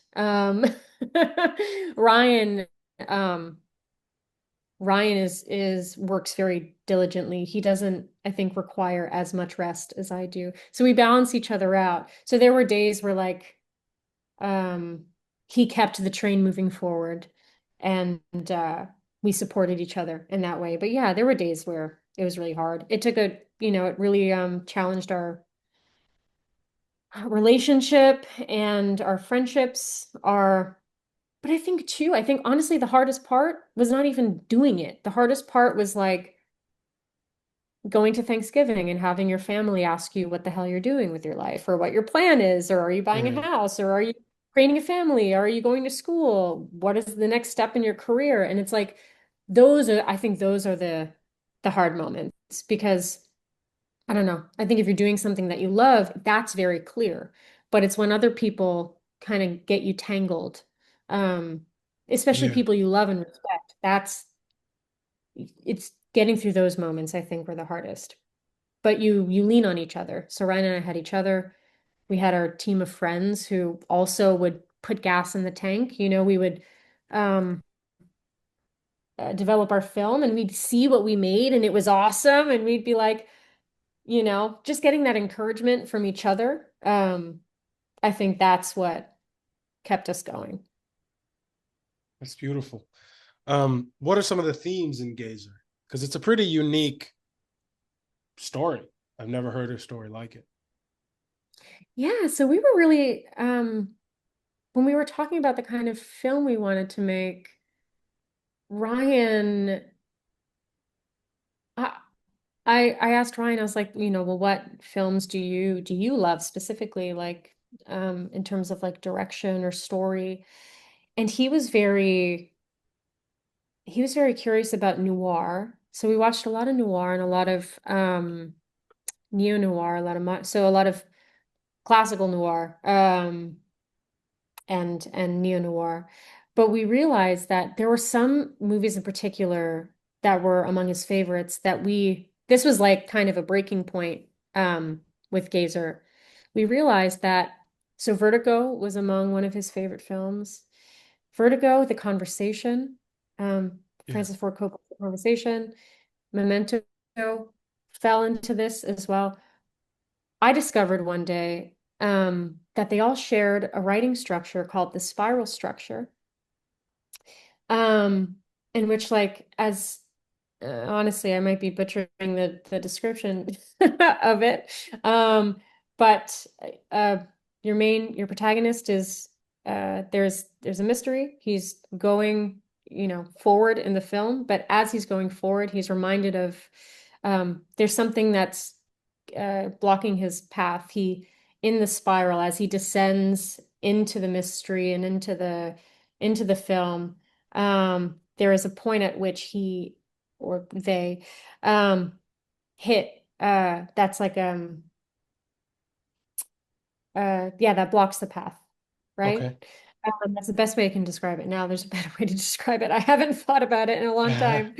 Um, but once I realized that they shared that structure, I was like, oh, okay, I can now. We were circling these themes of mystery and isolation, um, and this idea of like something happening in your past that you haven't dealt with that's stopping you from achieving the goal. So that became the framework. I was like, okay, great. I now have a framework. But yeah, uh, I would say Gazer follows that path. It follows a woman with a degenerative condition called dyschronometria, where she is not able to accurately perceive time. It's a real condition. It's very rare, Oh, but she wow. has these. Yes, it's real. And we used some. I spoke with I would say two neurologists who hadn't dealt with it firsthand, but I was able to ask them behavioral questions for, I guess, more patients with memory loss, which is not the same, but it helped at least with my character, understanding her frustration. I think that was important in those conversations. But we also had some like firsthand accounts that we found online of people with this condition that we were able to draw from. But she has sudden blackouts and she's not able to remember what happens in those blackouts. So Frankie uh, has an episode. She blacks out at the top of the film. She unknowingly witnesses the conflict, and then throughout the film has to figure out how she is involved or solve the mystery of what she saw that night. And yeah. It's it was very hard to construct because you're seeing the film through Frankie's perspective the entire time. So she Hmm. is an unreliable narrator, or she is, Mm. as I would say, as reliable as she tries to be, but with her condition, she's just not able to remember exactly what happened. Um, but the challenge in writing this film was mapping out where all of the other players were, because it was their movements off screen that determined Frankie's on-screen movements. She was always one step behind the mystery. So in order to do that, we had to understand where every single player is in their own timeline. So that was hard, but fun to try to map out. How did you map that out? That sounds very complicated. Yeah. Well, we knew that there was an incident, right? That she witnesses. So kind of working forwards and backwards from that. It's like, okay, what is this incident? How did our antagonist get to that place? What are their motivations for what happens in the window? And then what would be the process of them trying to cover it up? How is Frankie involved? How do they get Frankie involved? And what would be, yeah, how would they navigate getting themselves out of this? So without giving, too much of the plot, we had to answer all of those questions. And then every time Frankie was activated, it's like, what was the next step for the other person? And then how is Frankie affected by those steps? So I would say that character kind of led the process, I would say. And then there's a secondary character who was also trying to solve the mystery for other reasons. Um, the person involved was important to them as well. So, what information does that person have? And where do those paths connect with Frankie in their access and in the process of finding that information? So we had to figure out like every person's um, movements, and then yeah, determining where they align. It was hard. It was complicated, but it was fun finding those crossover moments. We had to at the same time build a false mystery, I would say. I guess Hmm. that might be saying too much, but there are two mysteries in the film. There is the mystery that you are experiencing as an audience, and then there is the greater mystery, the true mystery that's happening. So the film has to work on both levels. Um, Very complicated. Not easy, but it took a lot of time. Um, so you guys wrote it for a year and a half. What was the Mhm. point where you guys said, okay, we've written we've written what we can write. This is what it is. It's time to shoot. Was like was there an indicator where you're like, okay, now it's time to shoot? Like what? How did you come to that decision that after a year and a half of writing? Because some scripts will take 10 years to write, and Yeah. people will write them for a couple of months and then put them down or whatever. So, Well, we got very lucky. This is why Ryan and I work well together. I probably would have taken more time. Ryan mm, was very eager to shoot. And that was it. Ryan just had this feeling like it has to be now or never. We knew that the opening and the ending were not going to change. We knew that. We had a feeling like that middle part, there was like a better way to explore the mystery. So when we started shooting in April 2021, that was actually not the script you see in the film. The oh only wow, thing that remained the same were really the opening and the end. Hold on, I have to put my computer to charge. no worries. So yeah, so Ryan has that urgency. Um, but it was good because we didn't really have money to shoot the whole thing anyway. So we were like, we're gonna shoot the beginning and the end. And that's what you see in the film. So that was shot in April 2021, the beginning and the end. Very difficult for me as an actor to try to look as much the same as possible as I did 2 years prior. Um, but uh, but yeah, that's how we started. And then we had, again, there was like pros and cons to financing your own film. The pro is that we had an additional 2 years to work on the script. Um, so before each filming weekend, which could have been months apart, but we had time to really look at the scenes we were filming and say like, okay, is this the best expression of the scene before we go into shoot? But it was actually a mistake that led us on the path of this final version. Um, in that first weekend, because we didn't have a script supervisor, I wore the wrong wardrobe for one of the scenes. I just completely wore the wrong wardrobe. And we had a sort of plot line that was like reliant on the wardrobe, where it was like the the antagonist like recognized me or like confused me for someone because of like a coat I was wearing, or there was like a whole thing that now we refer to. It's like it's become um a writing like a what is it, like a writing framework for us. We call it two jackets, where literally in the first version of Gazer, um, we had a, like I said, a plot line that required two literal jackets of wardrobe that my character had to wear, and then the other a different character had to wear.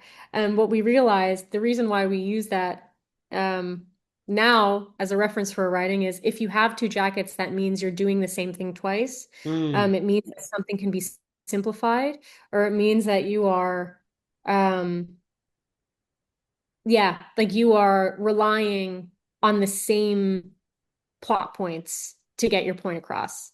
So that's mm, become our little shorthand now. But yeah, well, I wore the wrong jacket and then we had to rewrite the film because we couldn't afford to reshoot. So we were like, okay, shit, like how does it make sense then that you're not wearing that jacket? How do we fix it? yeah, that's amazing. Um, Because we just didn't have enough money. We're like, fine, fuck it. That's the jacket you're wearing now. We have I to love it. read the script. Well, in the theme, I can imagine you figured out a way to make it work. Obviously, I saw the film, right? And so with that condition that she has, I think that's cool. I mean, it's kind of a pain in the ass in the moment, but like in the end, you get now you got a framework. So Yes, yes. I think your limitations too, this idea of what fosters creativity, the more limitations you have, I think always work to your yeah, benefit. yeah, You always become more, you're trying to figure out, how to make it work. So yeah, that helped us. I love it. And where did it end up at the end? Oh, yes. So after, yep, started writing in 2020.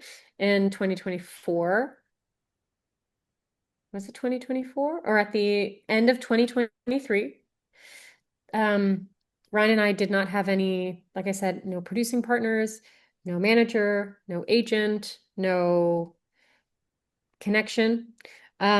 We submitted it to the Directors Fortnight at the Cannes Film Festival. Um, on the website, the general website, Wow. we paid whatever the submission fee was, like $200 or something. Um, and we premiered uh, at the Directors Fortnight at the Cannes Film Festival in 2024. That's pretty wild, man. It is pretty wild. First time filmmakers and the first time out is con. That's insane. It's What was insane. that like? Talk to me about like when you guys got that phone call and then you realized, oh my God, we won a con. Well, Ryan submitted on the final day of submissions. Right. And here's the thing. It's like, again, what's the best way to put this? You will hear people say, and I think each film festival is different. I think what's very special about the Fortnight and their committee, they watch everything. I don't know how other film festivals work. I know that they work differently, but I think that's special, and not common. You will find that people will tell you like, oh, don't bother submitting to such and such festival because they won't watch it. Mm. I can't speak to whether or not that's fully true because I've never worked at a festival. All I know is that the committee, the programming committee at the Director Fortnight, is they watch everything, and every single person has to watch everything, Oh, um, wow. which is beautiful. And I would hope that's how every festival works, but I can't speak to that. So we got, I don't want to say lucky in that sense, but it was assuring that the decision makers were watching the film and that they weren't necessarily uh, burdened by like having to choose films with, I don't know. They the Fortnite has always been a very special section of Cannes to us. It's always been, at least in its formation, it was formed as a response to the main competition, where filmmakers felt like the main competition was only reserved for the big studios, or it was becoming that way. When it was formed, it was becoming that way, and it was the independent filmmakers and the Directors Fortnight Committee that wanted to create a selection of, or a section of Cannes that was really, really truly platforming independent film, or film that was um, outside of that, pushes the boundaries, whether in its form or in its story, something that was a little more risk-taking, um, and something that had roots uh, in this voice of like independence, having a very strong directorial vision.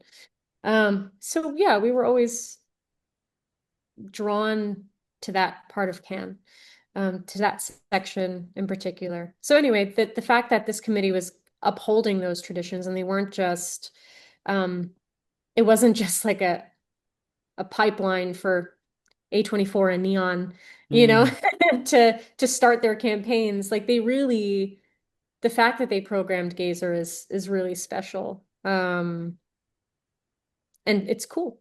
It's cool that they did that. But yeah, we started seeing that they were watching, because you could see on Vimeo like where people are watching. So we Oh, started okay.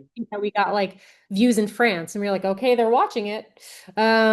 Someone's watching it. And then we started to get more views, like 8, 9, 10, 11. We were like, oh, okay, they're really watching this film. And then I would say maybe a week or two later, Ryan got a call from Julien, the head of Fortnite, who said the committee loves the film. I'd love to talk to you about it. Ryan thought, he was like, "Oh my God, are we in?" And Julien was like, "Not yet. We have a lot of other films to watch, but we're very interested in this film." So he conducted like a one-on-one call with Ryan where he asked him questions um, about the film, the filmmaking process, uh, yeah, why we wanted to tell the story, how, we shot it the way we shot it, because that was part of our submission. We explained the nature of how we shot the film. Um, and yeah, he had this private conversation with Ryan. And then he said he would, or the committee would make a decision the following week. So we didn't sleep at all. We did not sleep. We were every day expecting a call from Fortnite Right. to tell us whether or not we were in. And the call didn't come for 2 weeks. So we Oh, were wow. not well. We were, Ryan was working his electrical job. I was working my job at the cafe, not sleeping. We were just really, every morning we'd wake up at 4 o'clock, 5 o'clock. We'd be like, okay, France is awake. Did we get anything? No, we didn't get anything. And then finally one day, again, this idea of the divine, um, I texted Ryan and I said, I can't continue on like this. I am so tired. I am so stressed. I just want to know either way what's happening. And the minute he received my text, he got a call from Julien. Ryan was working in a church at the time. He was up on a 30, 40-foot ladder doing something, helping with whatever work he was doing that day. And the way he tells it is he gets the call. He says, "Hello?" And Julianne goes, "Hello, Ryan?" He goes, "Julianne?" He's like, "Yeah, how are you?" And Ryan goes, I'm really not doing well, man. You said you would call last week. I haven't really slept. And Julianne apparently said, us too, us too. It's been very, very tiring, very exhausting couple of weeks. We've had to make some really hard decisions. Um, and there was a beat, there was a silence, and Ryan goes, "So what's up?" And Julianne goes, "Oh, you guys are in." Jesus Christ. And Oh my Ryan gosh. like nearly fell. Again, this is me retelling the story. I didn't receive the call, but yeah, he called me immediately. I started crying. I called my mom. Actually, no, I didn't call my mom at the time. Did I call my mom? Apparently, so there was a couple days before they announced, and they had said we have to keep this private. We don't like, we're making the official announcement on Tuesday. Please do not tell anyone. We have to announce it officially, so keep this private.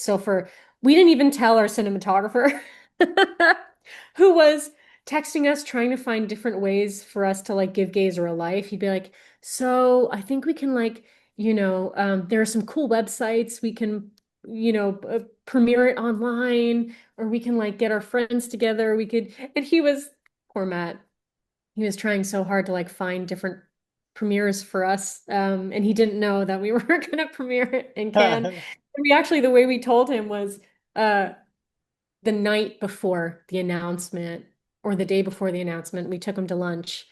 And Ryan was like, "Maddie, we have some great news." And he made up a film festival. He like got paperwork together. He printed out the paperwork for the fortnight, put it in a envelope. And he was like, "Maddie, congratulations. We're premiering in, Alabama at the whatever festival." Like it was completely made up. And Matt was like, "Oh, cool. Yeah, great. What is this? I've never heard of this festival." And then he opens it up and it was the Cannes acceptance letter, and he just started crying. He was so, I Oh, wish I filmed it. But we got him good. that's fantastic. Yeah. What was that experience like being out there? Um, God, it was a lot. It was amazing. But we ha also had no reference point. Um, we were very overwhelmed, I think. Well, two things. This was our first film and our first festival. So tr literally our first rodeo. We didn't know what to expect. Mm. We obviously knew it was an honor, and we knew that it was at the highest level of how you can premiere a film. So we were aware of that, but I actually don't think that we were aware of that. It's like we understood, we knew it, but we didn't understand it. Mm. Um, we immediately started getting calls. So pretty much after the selection announcement, um, Julien read Ryan's and our filmmaker statement as part of the announcement.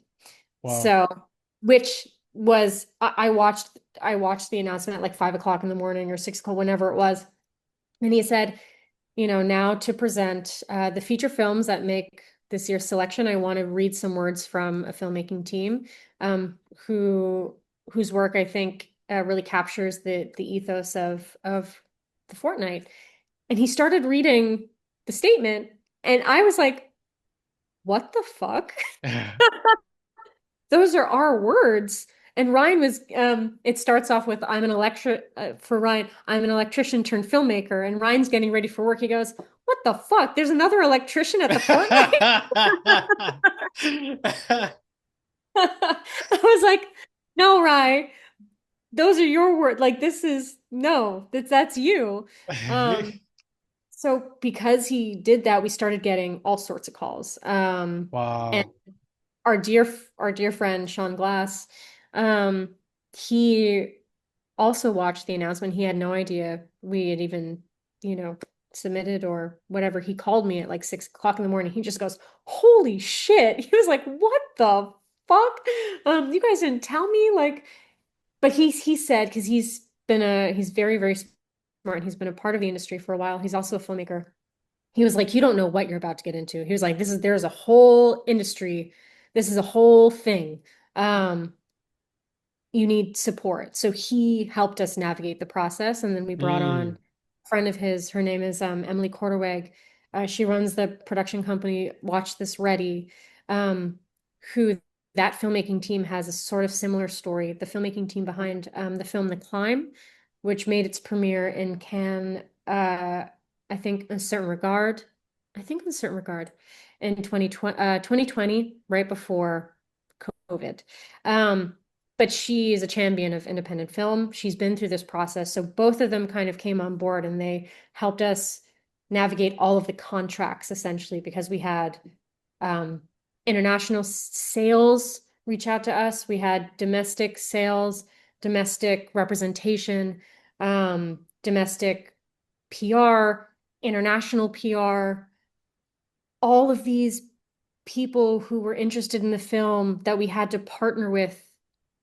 You have to kind of, most films have a team already on board mm, uh, to promote the film in its premiere.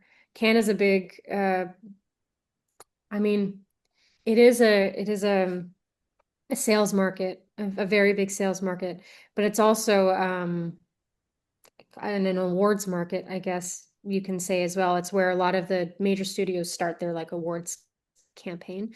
Cannes, Venice, New York, Toronto. Um, So yeah, for us, we needed to sell the film. So a lot of the weeks leading up to Cannes is understanding the best way to position your film for sales and for publicity and for engagement. Like you're starting the release strategy mm. when you premiere. And we did not know anything about that. So we had to assemble our team um, very quickly so they can start working on that process, which is a whole other process. And Julien was very, very good to us because he knew we were fish out of water and he helped take a look at a lot of our French and international sales and really our international team um, to make sure that just to get a second pair of eyes, like to help us navigate that Yeah, and build right. the best. So we had his support. But anyway, it was like 3, 4 weeks of being behind and trying to catch up uh, and learning all of that. It was a Wow. lot. And And then sorry, to get to actual Cannes, it continued in Cannes. So all I remember, we just took meetings. It was all like meeting all the distributors, doing all of your press, trying to watch films, but we didn't really have time to watch films. So it was very busy. I think when you're a filmmaker with a film in can, it's a different experience than um, being able to enjoy it, I think, as an audience member. I didn't process it till like this year, I would say. that's Seriously. wild. That's Yeah. wild. And how has your life changed ever since you made it to Cannes, to the director's fortnight? I would say it's like changed in every way and then in no ways. It's so strange. Um, it's very strange. We I would say the surprises were that I was very surprised by how embraced the film was Mm, and how embraced we were. And I think that's a credit to all the people we partnered with. In all of our meetings, Ryan and I would just um, bring it back down to who who can we grab a beer with? Who who do we align with in terms of like what we like as artists?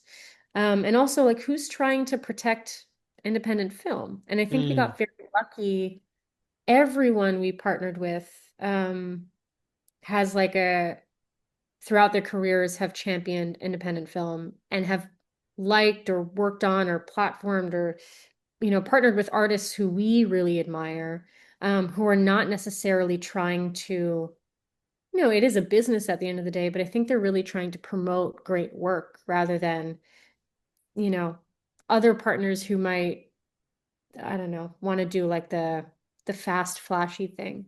Mm. Um, so that was the ways in which it changed was that, we were embraced. Um, we have an opportunity, more of an opportunity now. We're in the system, right? Like we Okay. created a piece of work entirely independently. So that gave us, um, it gives us, I think, a certain, not just confidence, but like we have shown the industry that like what we can do without resources. Um, so like, yeah, it's afforded us a certain, I don't know how to put it, um, a confidence in our work, I would say. Um, so anyway, yeah, the ways in which it's changed that we've been embraced by the industry, I would say. The ways in which my life has not changed is that I am still working at the cafe. I'm not really, we sold Gazer to Metrograph, and David Law again is one of those partners who throughout his career has always championed independent film and has paved the way for independent filmmakers. I mean, with Oscilloscope, A24, he was one of the, founding, I guess, creatives at A24. He made it the place, the um, company that it is.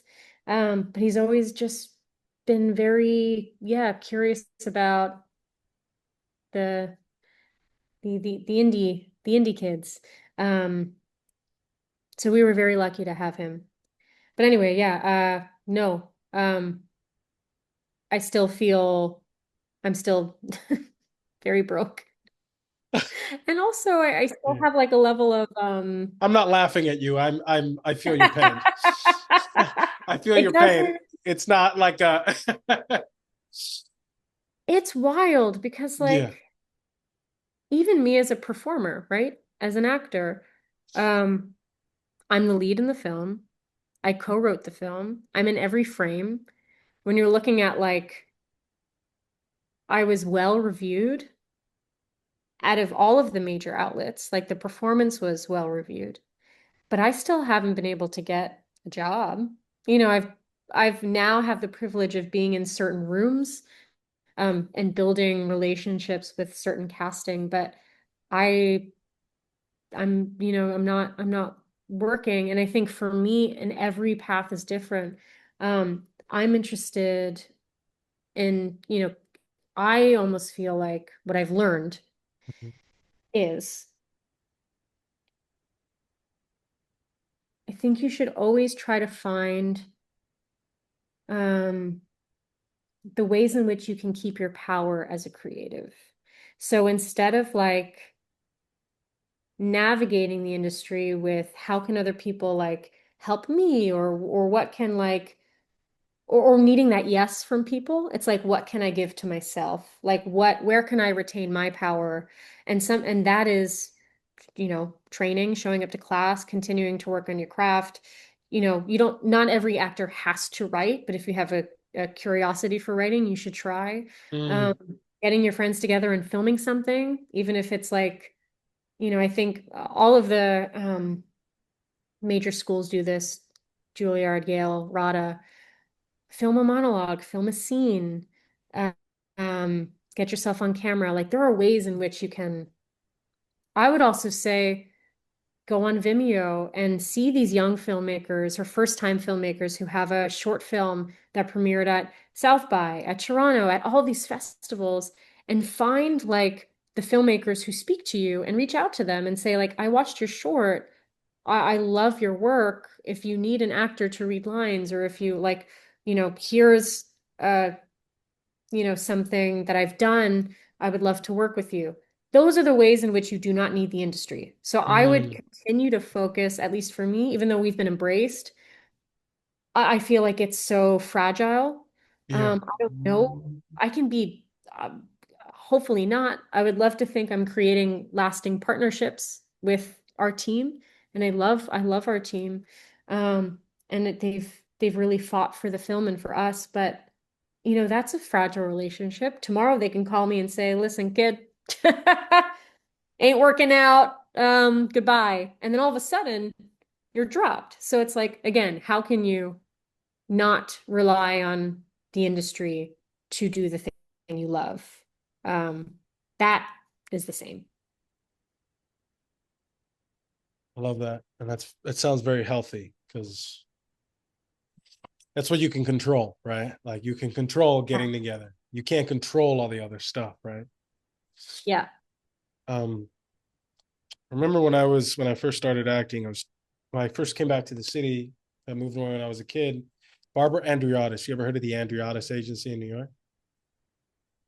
I feel like I have. Yes. It's a boutique agency. A lot of actors have moved through there. Like she was really good about getting people like at the beginning of their career, they're budding and then giving them opportunity. It's under new management now, and she has since passed. She's since died. But I remember when I first started with her, she sat me down. I was about 24, and she goes, "Laris, I really like your look. I think you're great. I think you're very talented. I'm looking forward to working with you. I think you're gonna get a lot of work, and we're gonna do great work together. But I want you to know something." She goes, "I get 10% of everything you make." Okay. She was talking to me just like this, okay? And I was like, yeah, okay, Okay. okay. And she goes, which means that at the very least, you're responsible for 90% of the work that you get. And then she leaned Mm. in real close and she goes, really? It's 100. And then she went back. Wow. And I love I was that. like, message received, Babs. I was like, got it. But ever since then, I was like, all right, well, no one's coming to save me. I'm gonna have to Yeah. figure it out.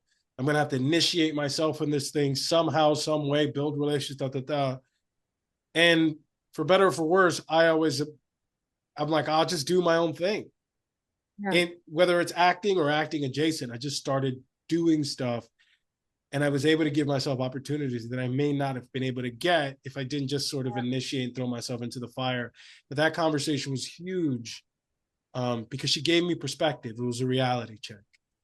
Yeah. And so I anytime, love that. yeah, she was wonderful. And I think like when you can find those people, those guardian angels to kind of Yeah. grab you by the collar, they see you and they see you're bright-eyed and bushy-tailed and they're like, hey, I know you're excited and you're Yeah. probably gonna be fine. You're probably gonna be fine, but I need you to know and understand this. I'm always grateful for that. And I think that what you just said, you probably just did that for someone else watching because Mm. to have that 4-year journey and then go to like you called up to the majors to use a sports rep. Like the Yankees called you and they were like, "We're gonna pitch fucking opening weekend." And to build relationships to do it and have that experience and still be like, I'm still I still gotta do the thing and I still gotta Yeah. live in this world and I still gotta work at the cafe. It's like it's only a matter of time before you don't have to work at the cafe again, but it's so important for people to understand that. So thank you for sharing it because it Yeah. can't be easy. You know what I mean? Like you're because I would imagine like you were on the red carpet and having those meetings and doing the whole thing. You're in this sort of fantasy. It's like a Yeah. fantasy, It right? is. And it starts to it affects your brain, I think, the same way as like a fantasy or like I'm sure I don't really get high, but like I'm that idea of being like just a little sparkly, right? And that you're like Sparkly, a right? little dissociated from reality. You're like, or you were living in this fantasy. I was something that was really another thing that was really exciting was, we were really well reviewed out of Cannes for our premiere. Because that's always each thing is like a big question mark, right? So it's like you get into Cannes and then it's like, oh, everyone's excited, excited. But it's like, how is the film could be reviewed? It could not be well reviewed. So that's also like a point that can deflate the high, right? So Mm. we had all this excitement, all this buzz, and then we kind of held our breaths because we didn't know how it was going to be received. And then we were well received. So we were like, whew, okay. So we were well received out of Cannes. That's great. Um, that was exciting. Hmm. Um, and fortunate. But then something that happened for me was I was listed as like Vogue's rising star to watch. And that was not something that we pitched for. That was just something that happened organically. So like Wow. Vogue released this you know, whatever, this list of like people to look out for. And I was on the list. But the day it launched, I was working at the restaurant, and someone was like yelling at me for their Caesar salad. And I was like, you're living in this. I was like, okay, but I was just featured in Vogue, God. and my film just premiered in Cannes. It doesn't, and in Jersey, they really don't give a fuck. Even if you say I didn't say these things, but even if they were to know that my film, they'd be like, I don't give a fuck. The salad is wrong, and you're working. The So salad's wrong. yeah. So like Oh my God. The salad's wrong. that sounds wrong. They don't give a shit, Jersey. They don't care. That was very weird, but it was also very humbling because you're like, you're Yeah. right. And I am still in this moment. It doesn't matter that I'm an actor. It doesn't matter that I have a film out. It doesn't matter. Anything doesn't matter. I still cannot pay. I still have to pay my rent. And I am still working for money to pay my rent at the cafe. So, like, yes, I have to make sure the salad is right and everything else. I don't know, you have to like be ready to exist in that duality because Mm. it is a lot on the mind. I will say it's very, very hard. And I think no one really preps you for this. Like it's hard to have those high highs and low lows. Oh my Um, God. when we were doing our first like press day for the film in Cannes, um, our I hadn't paid like our electric bill, I think for like months. Our power completely got shut. Our heat, electricity, our power. Oh my I God. got the notification on the can stage. I like checked my phone. It's like everything's been shut off. And I was like, Oh great. no. God. Yeah. I I mean, don't recommend any of that. I have been there. I got the t-shirt, all of it. Like, it's wild. I mean, I'm not, it's not funny. It's terrible because you're somewhere else and you get this thing, like, I fuck. know. Like, you got to fly home and deal with this shit. And like, it just impedes or whatever. But I have spoken to so many people that like, that's the thing. Like, it's never a clean, I've never heard it be like a clean thing. It's like sloppy and fucked, and then things get hacked off when you're like crossing the Yeah. threshold to whatever. And it's just, wow, my God. I mean, You we have laugh to. about it now, but it's terrible when you're going through. Oh, it's terrible. It's terrible. And it's like you have to like embrace the wins, Yeah, and there are so man. many even I would say like a lot of this is what's the best way to put this? To me, the real wins, there's so much out of your control, right? Mm, Um, we made a feature film with our own money and our friends. Like yeah, completing the yeah, film was the biggest win. Um, yes, And that's like everything else, like you said, you can kind of like live in this fantasy, and then all of a sudden, like you get, at least for me, you start to get confused. yeah. Um, and it's so important to remind yourself of the things, of the reason why you're in those situations. It's a completely different The industry is a completely different industry from the art. Like it really is. And I know so many people say that, but like that's a business, that's a skill set, that's an industry, that's a language. You don't have to know that. Um, but constantly you remind yourself, don't let people make you afraid. I think that was the biggest lesson I had this year, or I try to remind myself. So many people, this whole industry is based in fear. It really is. The fear of getting dropped from your reps, the fear of never working again, the fear of failing, the fear of not making money, like the fear of whatever the fuck. People always want you afraid, and you cannot, that's not how we make our work. We don't make our work from fear. Maybe there's a little bit of that, but we make our work out of curiosity or out of, having something to say and love and compassion. And it's like, those are the things that drive you. And those are the things that you have to protect. You have to protect those things because everyone's going to try to scare the shit out of you. It's not Beautiful. sustainable.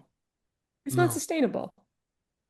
And it's also, it doesn't, I remember, and I had to check people all the time where someone was like, I forget what the context was, but it ended with, oh, well, do you want to be serving lasagna your whole life? And it's like, first of all, don't speak that way about an industry that is an honorable career path. Like anyone who gets up and goes to work Yep. and makes money and pays their rent, don't look down on that. And I forget what the context was, but it was kind of like, oh, you have to do this thing or else you will be stuck doing this other thing. I was like, I don't give a fuck. I'm proud of this other thing. It's how I make money. I have a great group of friends. I make a living. It's not, you have to live within, you have to, I don't know, you have to stay straight about those things. Um, the industry is not the most important thing in the world. It really is not. Um, yeah, and we have to, I don't know, stay straight. It's so contradictory to the messages that we get sort of on the way up, you know? Everyone sees the red carpet and the flash and the awards and the dresses and the tuxedos, and the message is just, it's basically just stay straight, stay grounded, remember Yes. what got you here. Like that's what I'm hearing, right?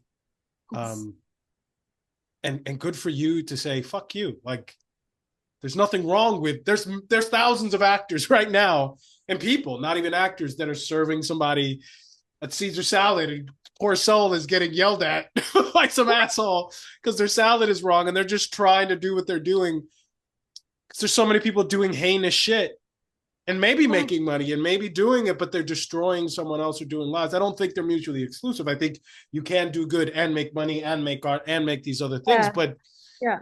the shit on someone saying like I get up and I do my thing, like it's honorable. Work is honorable. Whatever work is honorable because you're serving the community. You could not be Yes. working.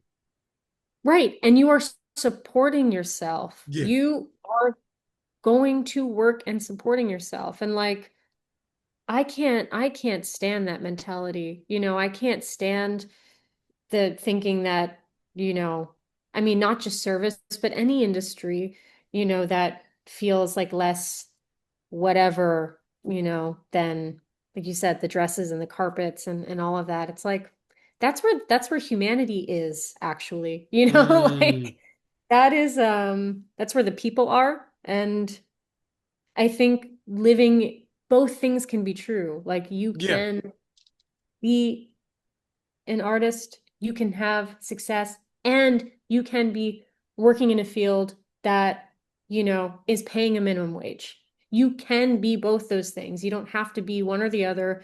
One is not necessarily better than the other. Like, yeah, just stay grounded. Um, and don't lose that. I would say don't lose that perspective. Because it's also the same people, those same people are taking away your power, right? Even, yeah, even that mentality of like making me feel less than because I was, going to work at the cafe. It's like, well, that's actually my power. I get up and I go to work and I make a living and I pay my rent. That's how I pay my rent. You haven't given me a job. Like, and also I don't want to, now with that attitude, I don't want to rely on you to give me work. I'd rather continue to be independent. Um, so keep your power. That's the Jersey in you. That is the It Jersey is. in me. Somebody, it's the Jersey in you. You guys are hardcore, man. It's no fucking shit. You guys are just rough. It's just I don't give a shit. Somebody asked Meryl Streep, they're like, because she's from New Jersey, Yeah. and they're like, Meryl, like, where does this come from? This thing, this skill, this whatever. And she goes, she shrugs her shoulders, she goes, New Jersey?